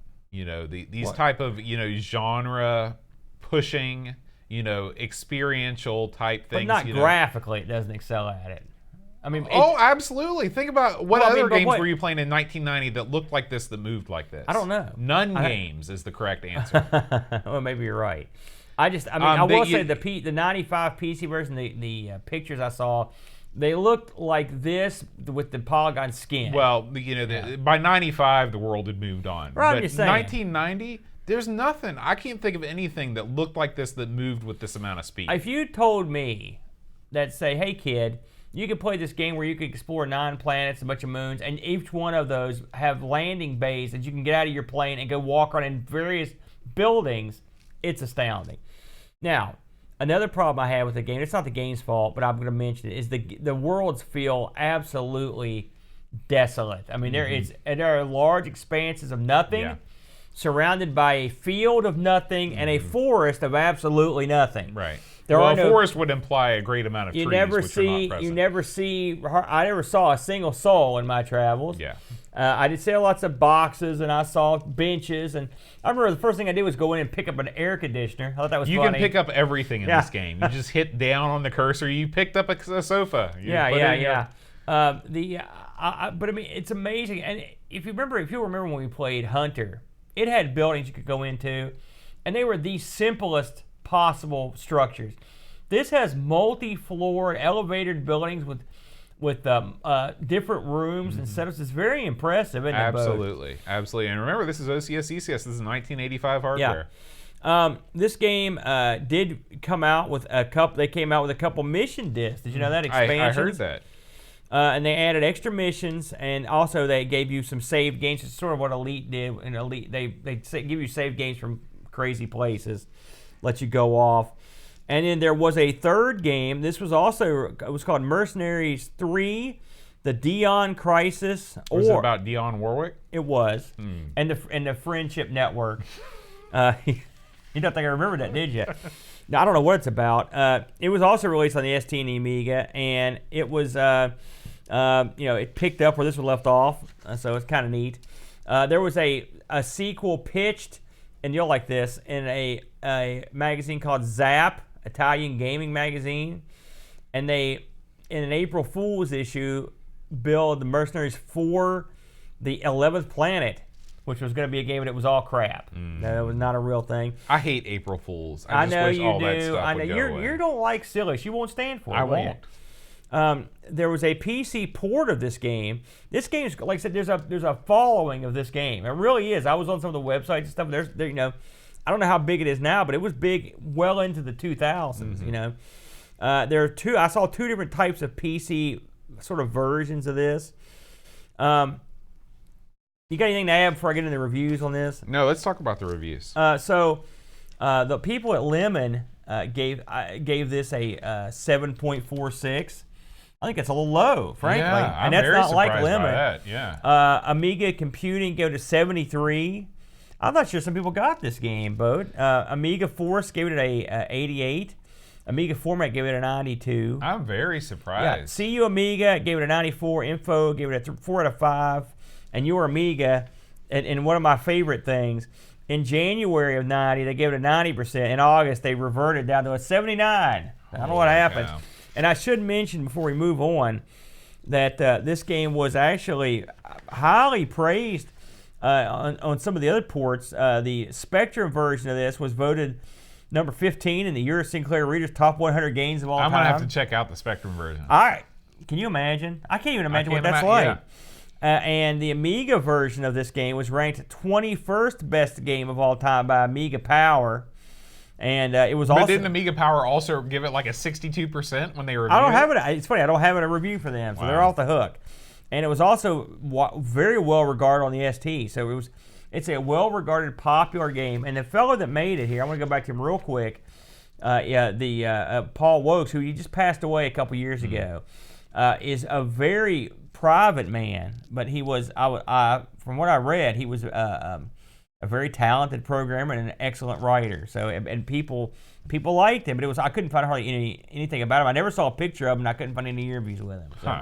But he's well loved. That's well, I sure. can tell you this, Aaron. Our Discord community was not interested in reviewing this game. I think they took a look at some screenshots and decided it was not worth the effort. Which, this is the kind of game. Listen, when me and you heard about this game, I was like, "Oh my God, what is this?" Because I thought we were going to be in for something. It's intimidating, and it's not an easy game to play. It ain't dogfight, that's for sure.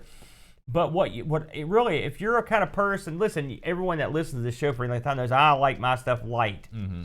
This ain't light, but it's not so deep that you can't see the sun. Yeah. There's gameplay to be had. I purposely didn't watch any of the ending videos so I could go back and try my hand. Mm-hmm. The time limit gives you some expedience to it, so you're not going to be playing it until doomsday. You know, I think it's a good hidden gem, in my opinion. I agree. I think that this is, it's almost like I just like you. I group all these games together: Hunter, Starglider, this game. And they're all impressive in their own way. I wouldn't put RoboCop 3 in there. RoboCop 3 is a less... RoboCop was... The perspective was very nice. And I played well once I figured out what we were doing. That part of it. I think you got a little rose-colored glasses on. Those driving sections, the frame rate was atrocious. Yeah, he was chugging. But anyway... I should mention that on eBay, I did find a sealed NTSC copy of this in the States. Really? They're asking $150 for best offer. And in the UK, these are selling for $43, $42, above $40. So it's still a desirable game. Yeah, apparently. I'm guessing some of that's just for the fact that you want to get the goodies that are in there. Yeah. Well, Aaron, before we go, let's check in with what's been going on the Amigos Retro Gaming YouTube channel. All right, what do you got? Well, let's talk first of all about our latest episode of the ranking of Amiga platformers. Yes, I haven't got to watch this one yet. So this is one that I did when we first started doing the show. One of the first Amigos Plays videos I did was this game called Mr. Beanbag. Now, I recall that you liked that game. I did, and I continue to like it. There are some people, Lorfarius came in, he destroyed this game on the YouTube comments. He said it was unspeakably bad. I think that this is an okay title. Doesn't look that great. It's the enemies. This is one of these games. There are tons of games where There are tons of games where the designers spend all their time on the main character and no time on anything else. This is the inverse of that. Yeah. Where the enemies are all well animated, it's colorful, there's lots of fun collectibles. The playable character is a beanbag that barely moves. Isn't this that's another Amiga hallmark? Yeah. The parade of horrible mascots continues unabated. Right. So check out that video to see where it ranks in the ranking of Amiga platformers. Yeah, don't tell us. I want to find out. Yeah. All right. Coming up next, Aaron, you want to talk a little bit about the Sega Mega Drive. Wait a minute. Way back. Yeah, that's too far back. Sorry, the handheld games episode of ARG Presents. Yeah, ARG this week, we spun bizarro handheld games, and what that means is we had to pick each other's game. And what a week for this to come up, because I got screwed. We play handheld games. Now, I picked, in fact, on loan from the Boat collection, I picked Digital Derby, a handheld game where you drive a little car. Very sort of a famous game, I think, Boat. And this is from I think it was from '78 or something like that. 78. And Brent picked for me the little arcade version of Burger Time. I love Burger Time, Boat. I like the television version a lot too. The arcade version is good.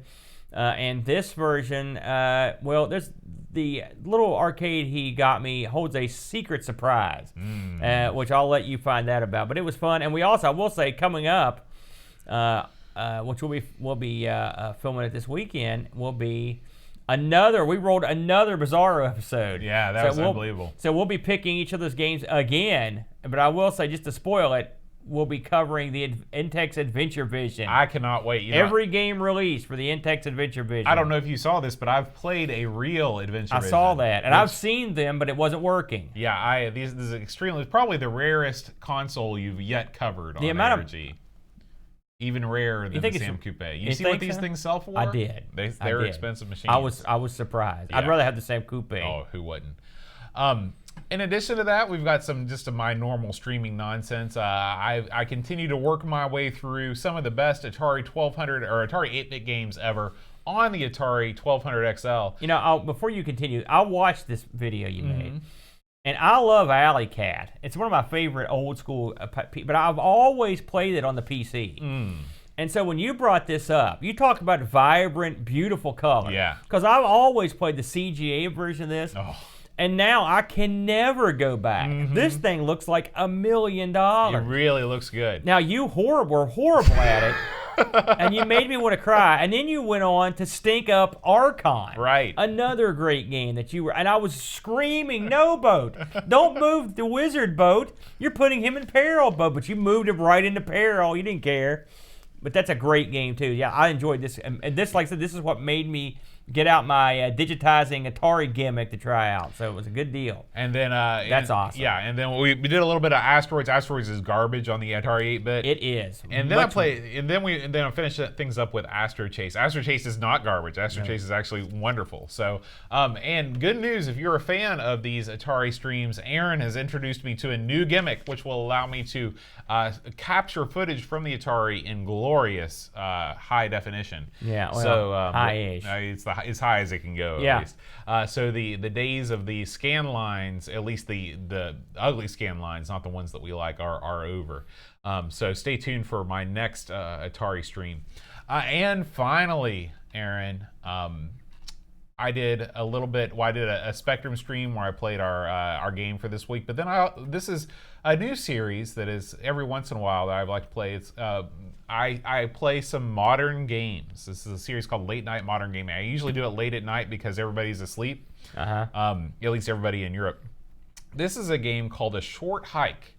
And this is it's one of these games that is made to look like a PlayStation era game. You know, it's a 3D rendered but heavily pixelated game.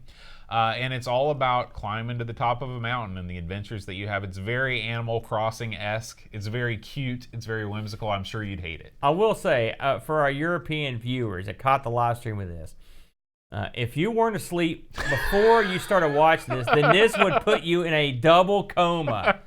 I tried to watch you play this, and it is it is not my cup of tea. This is not your thing. I like cutesy stuff. I like Pingo. I like Cubert and stuff like that. But this, I don't get the whole Animal Crossing. I know, are they farm simulations? I don't get that, so I know people love it. I'm not bad-mouthing it.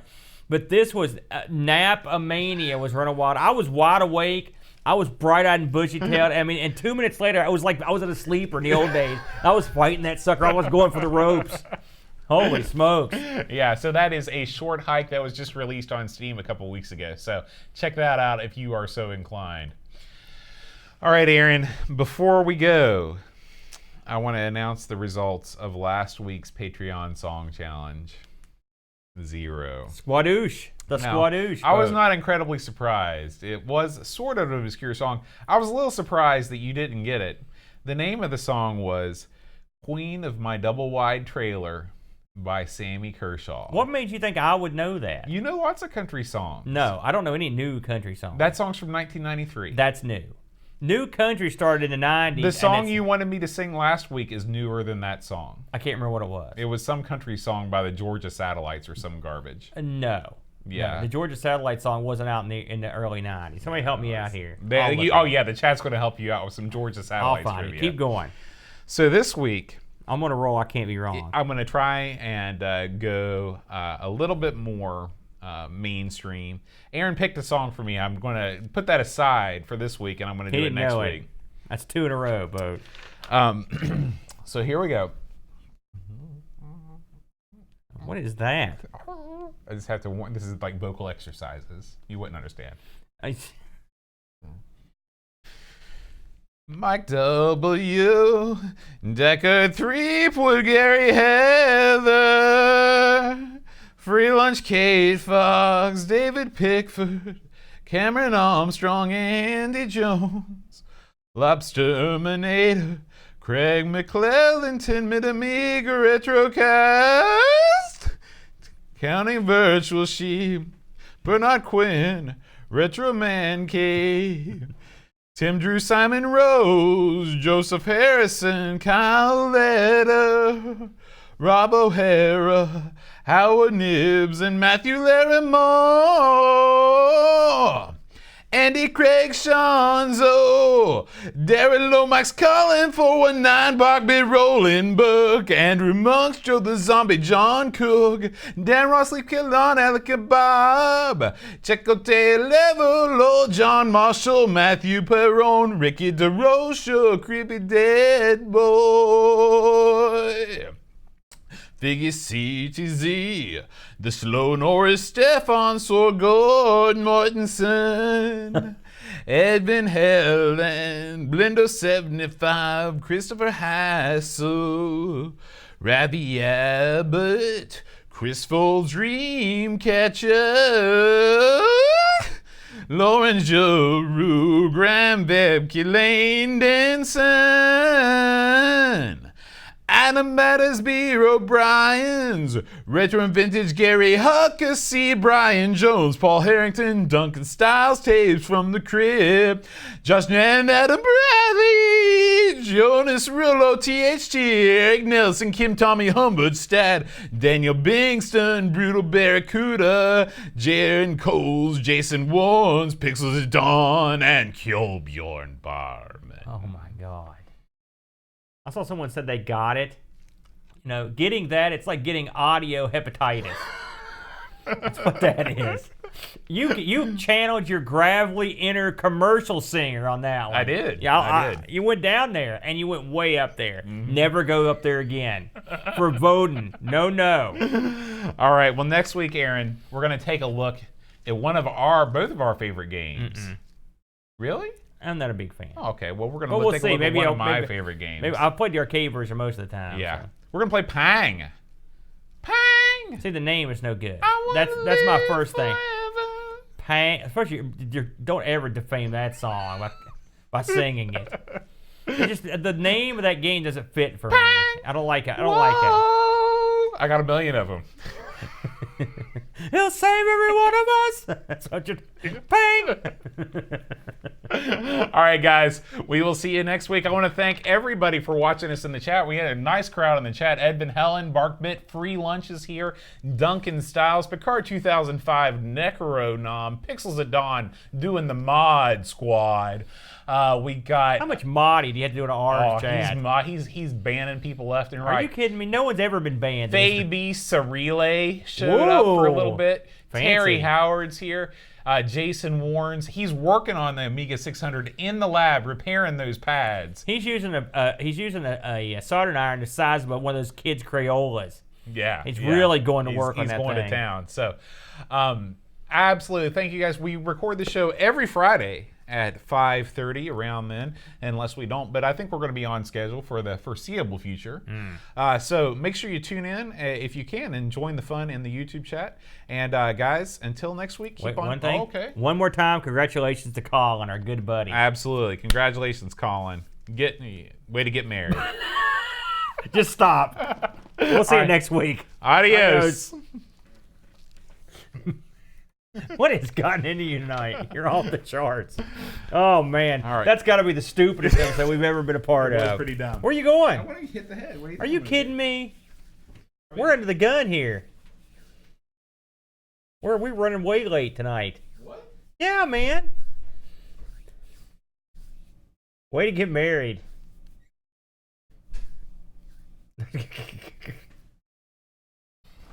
Hey, Fabies. I hope I'm not butchering that. That's cool. I like your name. Where are you at? I don't believe we've seen you in here before. Maybe we have. Or is that Fabese? We're not good at pronouncing things that are hard. Yeah, Boat's on fire tonight, man. He's in a good mood. Nothing makes him happier than going back to school and teaching middle school band. That's why he was singing that incredible song tonight. He didn't sing the one I picked out. He said he didn't know the lyrics. So that's 3 in a row. I'll try harder next week. Who's ready for some Sinclair action? Sinclair. Oops. What do I want to do? Well, first thing I want to do is to never, ever, ever talk about it. I hate it. I would say what I'll be doing for my birthday is very similar to this. Be a few dozen of those. Boat is that dad in American Pie. That's Eugene Levy.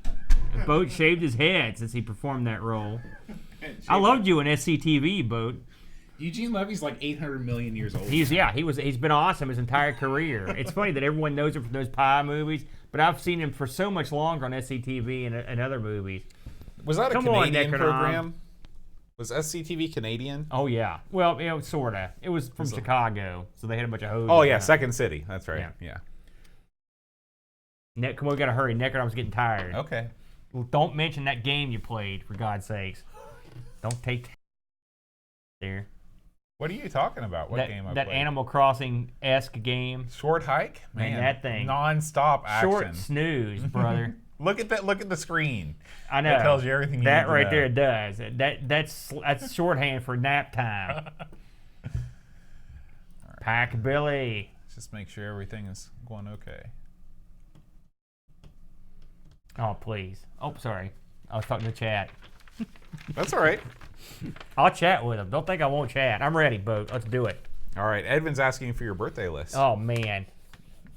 Listen, I've got everything I could possibly want. I'm not stuff motivated, am I, Boat?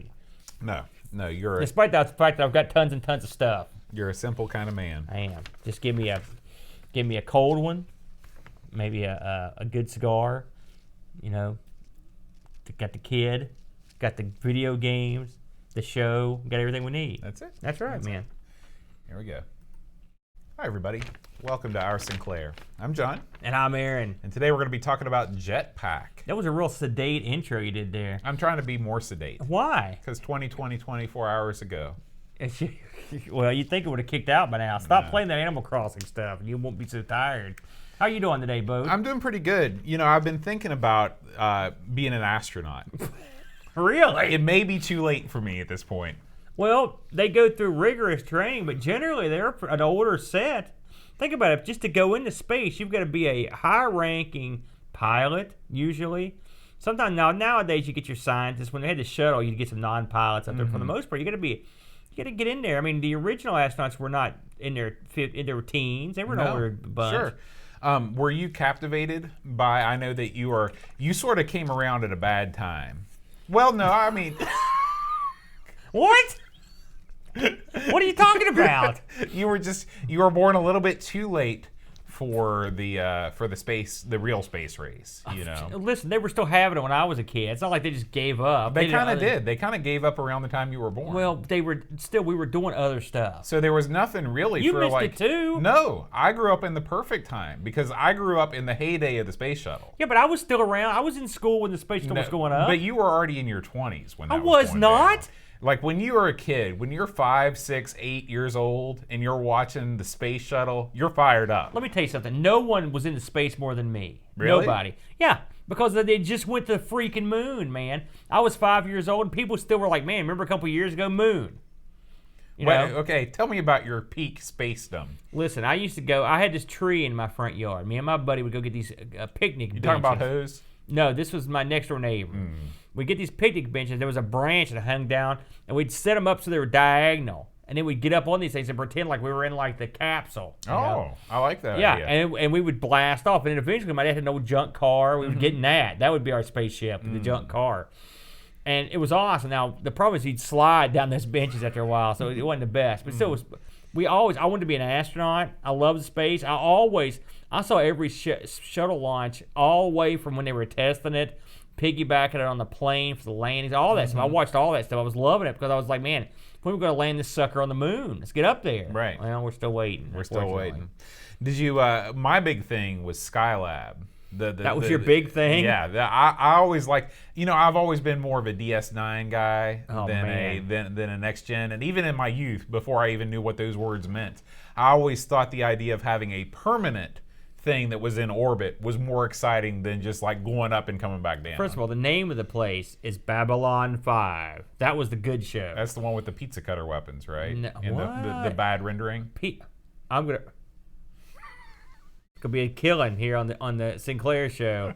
Anywho, Skylab was interesting, but most of what you heard about Skylab was, number one, how much it cost. Yeah, that's true. It was very expensive. And the problems they had up there, which were plentiful, and the fact that it was going to come down in some weird place to kill a bunch of people. Yeah, which it didn't happen. I believe it fell down in Australia, didn't it? Like the Outback or something? Yeah, I mean, nobody lives in Australia. Well, they've got a big empty zone, like a donut. They call it the empty zone.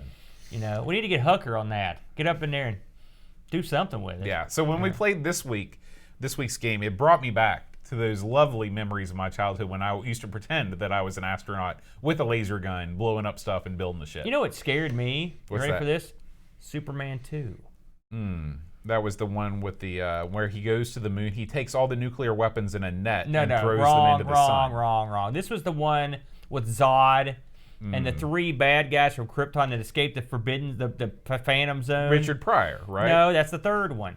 And so what happened at the beginning of this one, you've got some guys landed on the moon. They're moonwalking. Really? Right? All of a sudden, here comes Zod and his cronies, and they beat the crap out of those astronauts and throw them out into space, and they're doomed. They're probably still floating. I don't know if I've ever seen that. Superman Blew my 2. mind. Yeah. That scared the crap out of me. I was like, holy crap. Yeah. Because you never see astronauts get smacked around. There's no guns in space. There were. They didn't need guns. They were super people. They beat the tar out of those guys. Did they have suits?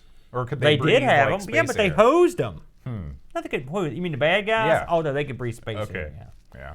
They didn't care that much about that. Despite the fact that Superman, in the comics, he has to breathe. But in the movies, flying out in space, Doesn't having matter. a good old time, Whatever. no one cares. Whatever he wants. Yeah. Do you have a favorite space franchise? Babylon 5. Babylon 5. Absolutely. Better than any film. And the original Star Trek. Those are my two. And Firefly. Hey, listen, that's the generic geekest answers you can get. The original Star Wars or Star Trek. Actually, I like the original Star Wars, but in terms of TV, the original Star Trek, Babylon 5, and Firefly. Those are all gold. What do you think about Farscape? I didn't get into it. I know people that loved it. It's okay. I did see some. That's the one with the Muppets, right? That's right. Yeah, I'd like to start that one again. We both have been sort of into Jim Henson as of late. Right, yeah. And I'd like to see. See, I didn't like the Muppets in that. I didn't do it. Were they not very? I've never seen it. Did you ever see the Dark Crystal? I hated that. That was the worst. But why did you not like it? Because you were used to Muppets like Yeah. Fraggles Right, and stuff. yeah. And here these Muppets are killing suckers. They're freaky looking, right? It blew your mind. It made you upset. It did. Okay. I didn't that like was it. Farscape. I was saying that. Okay, I won't watch it. Yeah. But what I will watch is this week's game, Aaron, Jetpac. Let's talk about it. Yeah, man, Jetpac. Now, we know very little about the Specky here. We're two dumb Americans. But this one we knew. Now, I don't know why we know about this because of rep, right? I guess because I knew I'd played this one. So, Jetpac released in May. I got the month on this one. May of '83. Okay. But can you believe that? That's way back. I was 2 years old. I was Not even 2. I was a young little scallywag myself. I was like, let me see here. You were 12. That's young. That's young. Then you'd almost outgrown your space fantasies by then. No, I was still all up in it. So this game was published by Ultimate Play the Game. Ultimate Play the Game. I know they're famous. That's a goofy title for a company. It is. It's almost like a sentence, but it's not even a sentence either because there's no. I don't know. It is weird. It's not surprising they changed their name to Rare. And these guys, the people behind this were Tim and Chris Stamper. Now we've actually we've ran headlong to these Stamper boys already. This was the golden era of the brother computing duos. You had the Oliver twins. Yeah. You had the Stamper I wonder bros. if the Oliver twins and the Stampers ever got together and they had like a war. Oh, like a tag team match. I bet they got together and drove each other's Lamborghinis. Well, they might have. Maybe they raced. Yeah. So the Stamper fellows, amongst the games they were responsible for, included Gun Fright. That's a great game. I like that. I wrote that one down specifically That's pretty for good. you. Yeah. Night Lore, of course, the sequel to Jetman or Jetpac. Nightshade, Pentagram, of course. Saberwolf, Trans Am, Underworld. And Underworld spelled cool guy style with U's and E's. Oh, yeah. There's probably an umlaut in there somewhere, too. If I was a young programmer, everything would be spelled cool guy style, including my name. I put some E's and U's and schwas. You can put, the A with a little circle on top of it. Oh, That's right. That's right. I like that boat. Now, this thing ran on the 16K Spectrum. That's That's early not that days. much K. Yeah. That's what we're saying here. The original price for this bad boy, £5.50. That's for the tape. Wow. Now you could get the disc version of this bad boy, £15 for that. Yeah. I wouldn't spring for the disc version. Stick with the tape. When this dropped down to the budget, you get this thing for £2. Not too bad, eh? No. So this came out on the Specky and the VIC-20, and eventually they got around to releasing this thing for the BBC Micro. The VIC-20 got this. Did you know that? No. I'd like to have a look. I can't imagine how that would look very good. The VIC-20 was, I don't know. Maybe I'm selling the VIC-20 short. Maybe it looks awesome. All the games that I've seen for the VIC-20 have not impressed. Yeah.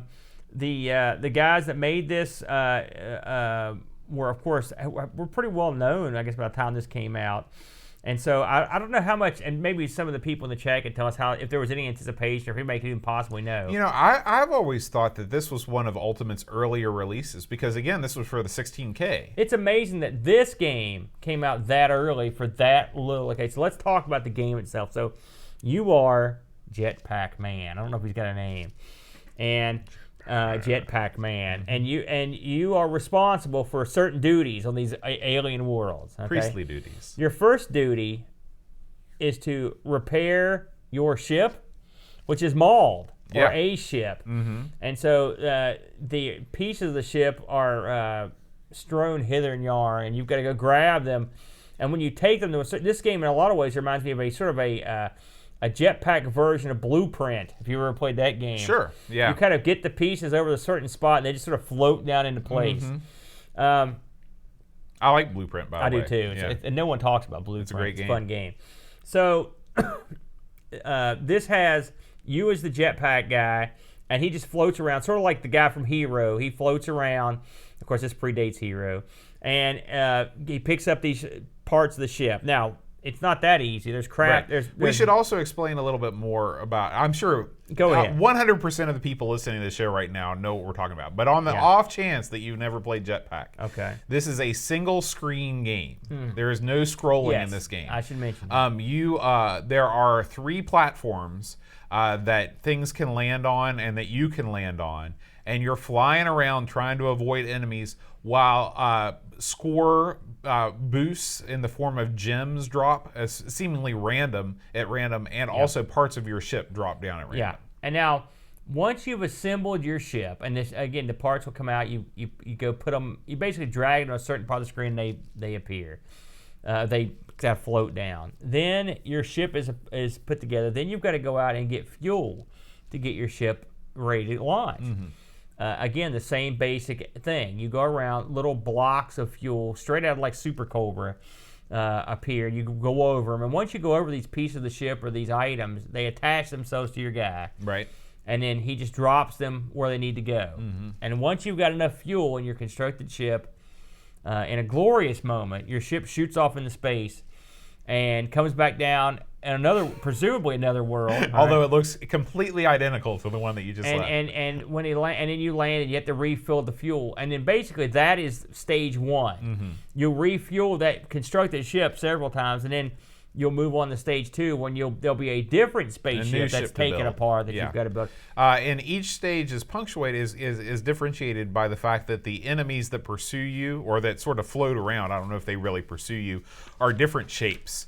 So in some they're circles, and in some they're kind of cross shapes, and some they look like little jet fighters. So that kind of breaks up the monotony a little bit too. Right.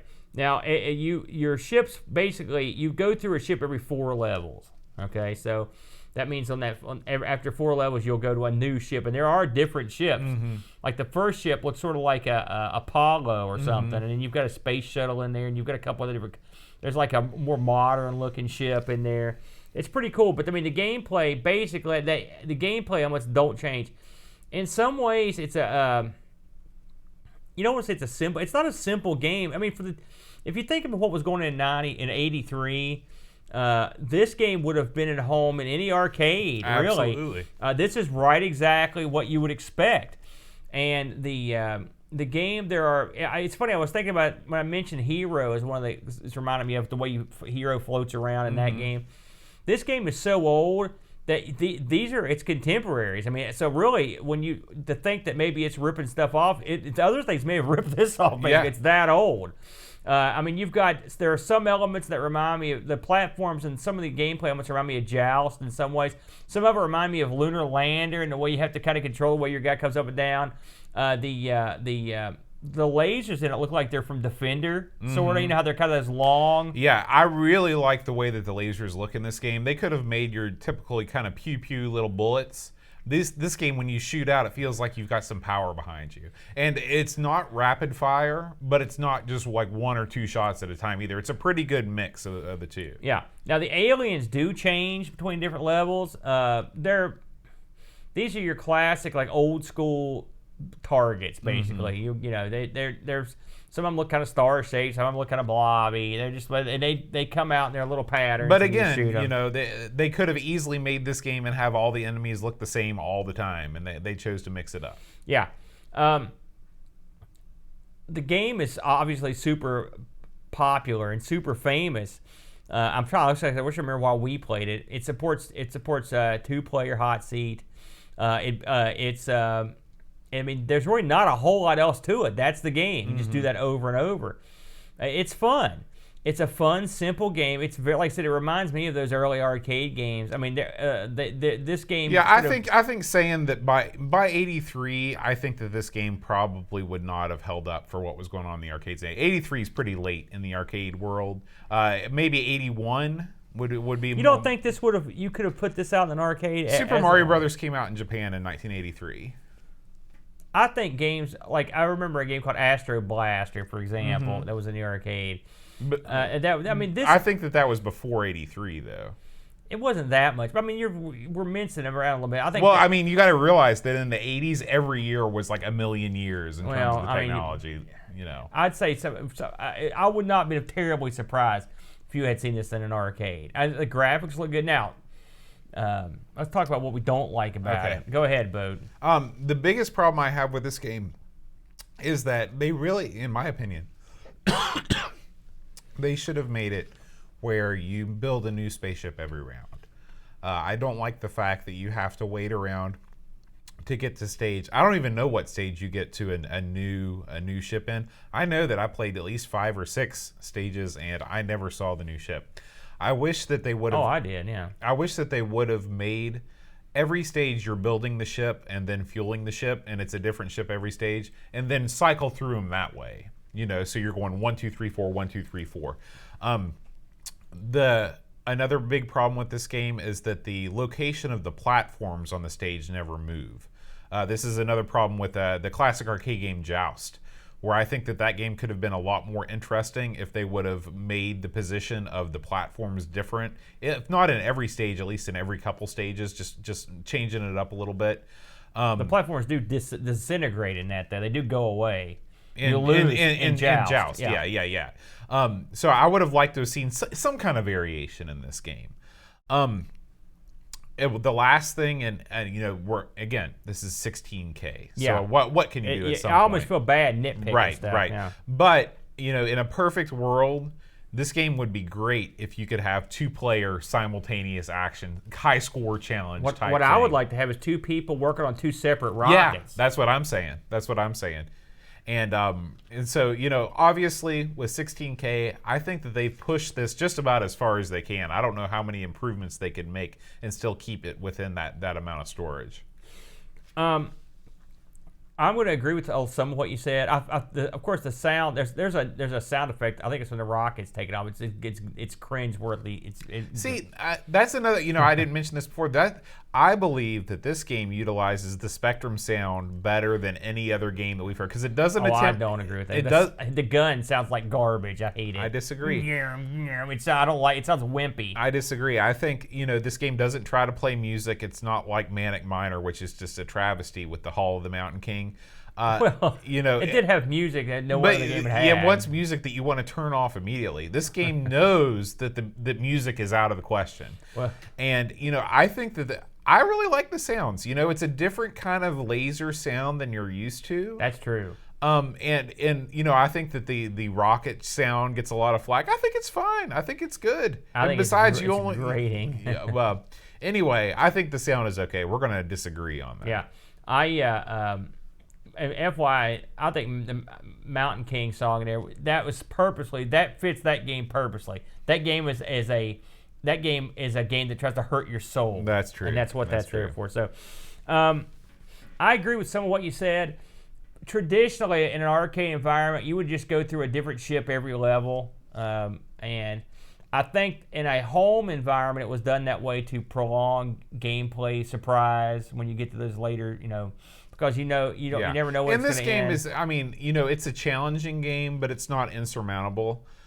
Even though I never managed to see the next ship. Oh, I did. I got to the second. No, I never got to the third one. Okay. I'm sure that given more practice, I could get there. I never felt like I was dying cheaply. I will say, I've always played these games on the keyboard. Oh my gosh, I know. Well, this one I played on the keyboard for about 10 minutes, and then I got the old stick out. Yeah. All right, we're gonna play this on the stick. The control on this is much like games of this ilk. You have to get used to it. Mm-hmm. You have to get used to how to smoothly move around and maintain your height. That's true, but once you are used to it, I think that it's consistent. Yeah, I don't think it's unfair. I just think that it's something that takes some play to get the rhythm of. Yeah. I like the last ship in this, I should mention, looks a lot like a White Star from Babylon 5, which since this predates Babylon 5 by a decade or more, I think that's it. But it looks dead on like a White Star. Maybe that's where Babylon 5 wasn't that a British show? No. Oh. But I like this game. I think it's fun, and I think it's for a high score rush. I think it's great. Something that me and the Chud could sit down and play. Oh yeah. And we probably do real well. We may fire this up at the next computer it wouldn't be the worst idea to play this. There's nothing I don't like about it aside from stuff that nitpicking the sounds of it's just being a jerk. Yeah. Something game like this, because I mean, is there enough content? I mean, sure, there could be more content and extra players stuff. But on the flip side, it's a 16K game from '83 that has multiple stages. Right. In fact, I mean, so that right there, and plus cutscenes. Mm-hmm. So I'm going to give this sucker a pass. You know, I was reading before we came on the air about the way the Stamper Brothers worked. Of course, these guys, like you said, they went on to become part of the whole company went on to be part of Rare, basically. And this game, I believe, has appeared in some capacity in some of the Rare games. Oh, yeah. Well, this is, you know, I think we mentioned this in the past, but the Rare Replay compilation for the Xbox One contains this game. Yeah, and of course, I think we mentioned also that GoldenEye actually has a Spectrum emulator in the game. Yeah, it's kind of neat. But I was reading about how these guys worked, and we may have touched this once before. But the way they produce these games was they'd separate each other and they'd work on this stuff individually, and then I guess they'd get together and see what the other guy did or whatever. But one thing it said specifically about this game was that the Stampers were closely watching the emerging Japanese video game market, and they'd started practicing developing their games for the Famicom. Wow! So I thought that was interesting. And I don't know if they ever produced anything for the Famicom. Do you? Yeah, they did. There's a Rare title for, I want to say, I don't know. But there was something. There was something. Yeah. We'll get it next week. So this game, according to this is, saw this on Wiki, and I tried to find help me out here. Corroborate the evidence. I tried to look around. I couldn't find anyone else that mentioned it, so it's Wiki. You can do your own math.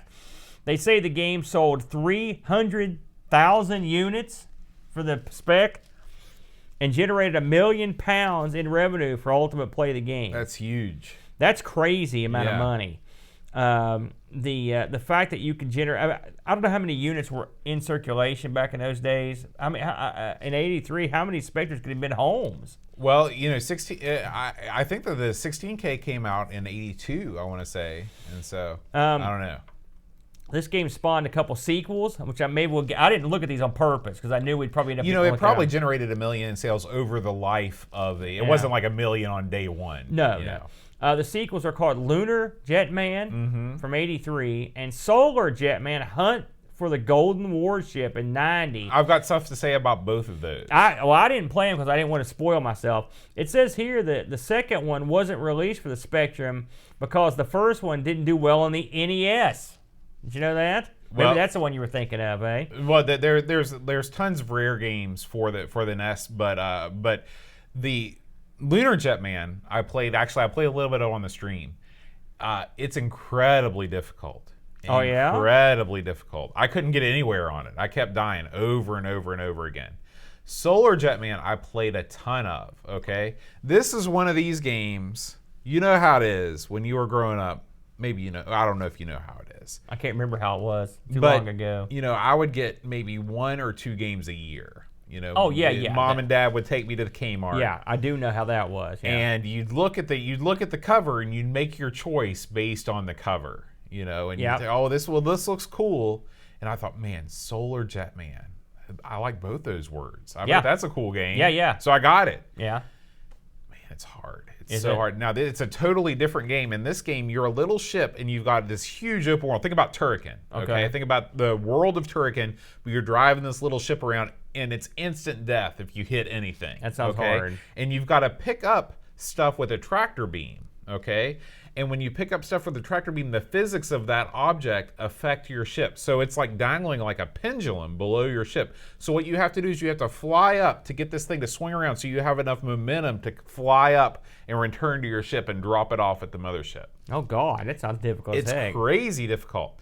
I don't know. We had a YouTube commenter saying that was really rare. I don't think it was that rare in the United States. It might have been rare overseas. I actually loaned that game to Jamie Lilly and never got it back. We may have to send a couple guys over to his house. So get this boat here. I was just reading here. They made their enhanced remake of Jetpac called Jetpac Refueled and released an Xbox Live Arcade March 2007. Oh, okay. So that's kind of neat. And we were right. Jetman did appear in a few other Rare games, including he was in Donkey Kong 64. You could unlock the game. Interesting. So that's kind of neat. I remember hearing you and Brent talk about on your GoldenEye episode that there was a Spectrum emulator in GoldenEye. That's pretty cool. Yeah. So let's talk reviews here, Boat. As you can imagine, this thing reviewed pretty well. The people at World of Spectrum give this game an 8.44, very high. CBG gave it a 9 out of 10. BBC gave it a 9 out of 10. Crash gave it a highly recommended, whatever that means. Eurogamer, 9 out of 10. Home Computing Weekly, I'd like to get a couple issues of that, I should say, 4 out of 5. The year it was released, or the year it came out, it ended up winning Game of the Year at the Golden Joystick Awards. I'd love to have one of those on the mantle. I wonder if that's like an Archie. It may be. It was voted the number one. Let's see, the game was number one on the very first Spectrum sales chart published in CBG. That's sort of an honor. Yeah. The Spectrum version was voted 73rd on the list of your Sinclair's top 100 games of all time. That's pretty low, isn't it? 73rd. I would put it much, much higher than that. I'm kind of surprised by that. And in 1993 was voted the 14th best game of all time by the readers of Retro Gamer. They got it right. So a pretty heralded game. Also, I read that this had been released on cartridge. Really? Yeah, or it's like a ROM release. I thought you got me on that. Okay. I don't know what to tell you on that one. And then I did look this up on eBay, and you're getting the tapes $6 to $20. Okay. But they're out there. Yeah. So. Yeah. The Ultimate games are always among the most expensive Spectrum games to acquire. They have really great art, and so I'm not surprised that they're fetching higher prices than most. Did we get any listener reviews on this one, Bo? We did. Let me pull those up real quick. We got a review from Pixels at Dawn, and he said, "This is a very solid arcade game, marred by a steep difficulty curve after level 1. While the build your ship mechanic is fun," should have made that bigger, "and probably the best part of the game, you are limited to seeing that only few levels, or once if you have my skill." That's just like me. Also, the rocket sound is sent from the depths of hell. Bam. I agree. Good, but there are better arcade games from Ultimate. 6.5 out of 10. Graham Vebke says, "A simple concept arcade platform game which offers plenty of challenges, especially after the second level. But once you master it, like my Italian workmate Valerio, it's an amazing game to watch." I wish I had an Italian workmate named Valerio that was awesome at Jetpac. Me too. It's like the opposite of all of my workmates. Yeah. It's an amazing game to watch, but I have a lot of work. I have a lot of work to get past level 3 still. 8 out of 10. My workmates haven't even heard of Jetpac. No. How much Spectrum do you think your workmates play? He saw a Spectrum when I fixed yours. That's it. Chris Fold says, "For the first time, this is 16, or for the time, this is 16K of pure genius." Reading's hard. It is hard. What do you do for a living again? I read. So a cracking shooter with plenty of challenge and that perfectly captures the era. 8.5 out of 10. We got a lot of reviews this week. Yeah. And finally, actually we got 2 more. Eric Nelson, friend of the show, says, "When I imported my ZX Spectrum Plus 2, Jetpac was in the first handful of games I played and I was hooked. A simple arcade-style game where a few instructions are needed. A fantastic pick-up-and-play game when you have a spare 10 minutes. 8.5 out of 10. I don't know how Eric Nelson has a spare 10 minutes. He's imported every system ever made by man. Well, he's just constantly surrounded. He's on BBS's on one. He's got the Spectrum. All of a sudden, he's like, "Oh man, we've got him and Cody. We've got twin MSXs now." It's like, are you kidding me? Twin. Can I get some money off the tree in front of your house, Mr. Nelson? And finally, Mr. Rocket says, "I'm not a massive Ultimate fan, but Jetpac was a work of genius. So simple, but so well balanced. Difficult, but not too difficult. I even think the simple but effective sound effects are surprisingly good for the time. They need to see what the next spaceship will look like adds to the one more go of the game too. A surefire classic for me." Mr. Rocket was very passionate. He was very passionate. He's a passionate man. Yeah, I could see that as you read that, you sort of honed in on his passion and brought it out. So if you have something to say about the games that we play every week, every member of our Discord community is entitled to leave a review. Entitled. We demand it, in fact. So, and if you like the show and you want to support us, like I said, that's just another perk. You get to be part of our simply the best community for retro gaming online, the Amigos Retro Gaming Discord community. We hope that you will join us if you are so inclined. Indeed. I want to thank our supporters, Aaron, our Spectrum supporters, Mr. Laurent Giroux, Gary Heather, Eric Nelson, Harbo Knott, Graham Vebke, Frodo NL, Tapes from the Crypt, Pixels at Dawn, Chris Folds, Paul Harrington, and Christopher Hassel. Thank you guys so much for being Spectrum supporters. Quality gentlemen. Absolutely. And I also want to thank the folks hanging out and chat with us this evening. Also quality. Donald Tyler, Picard 2005, Duncan Styles, Pixels at Dawn, Necronom, Barkbit. Thank you guys so much for hanging out with us and enjoying the show. Late night. Absolutely. Absolutely. We record our Sinclair usually around 6:30 or 7 o'clock on Friday evenings Eastern Time here in West Virginia. So you're always welcome to join us. Struck me as funny. Here in West Virginia, we record the UK-centric show at local time midnight for all you people in the UK. For the benefit of all of our listeners. But anyway, guys, thanks as always for listening. We really appreciate it. If you want to drop us a line, feedback at oursinclair.com. We'd love to hear from you. Actually, we did hear from one person on YouTube that I wanted to read the comment. Steve16384 commented. He said he created an online turn-based multiplayer version of Chaos a few years ago, but unfortunately hardly anyone played it. Steve, if you hear this right now, send me a link at feedback@oursinclair.com with that, and I guarantee you that Aaron and I and our Discord community will go to town, and Luke. We'll all have fun with it, with your version of Chaos. Yeah, We'd man. Love to see hey, that. good job, by the way. Yeah, absolutely. You deserve some credit for that. All right, next week, Aaron, we are going to play a game so epic, so incredible. I can't even believe it. It's got to be epic and incredible to be that astounding. This is a sports game called Grand National. Oh, it's got to be horse racing, yeah? I hope so. Outstanding. Now, see, I don't think we've ever covered a horse racing We've done a lot of podcasts. We've been doing podcasts for about 5 years together. We have not yet done a horse racing game. Man, I'm so excited. The time has come. The time has come. Finally. This is going to be a don't miss episode, folks. We hope you can join us next Friday for our Sinclair. Until then, rewind tape. And press play. All right. We're done. All right, guys. Horse racing. Awesome possum. Bye, y'all. Thanks for coming. Thanks for staying up late for the UK show. Yeah. We'll see you later.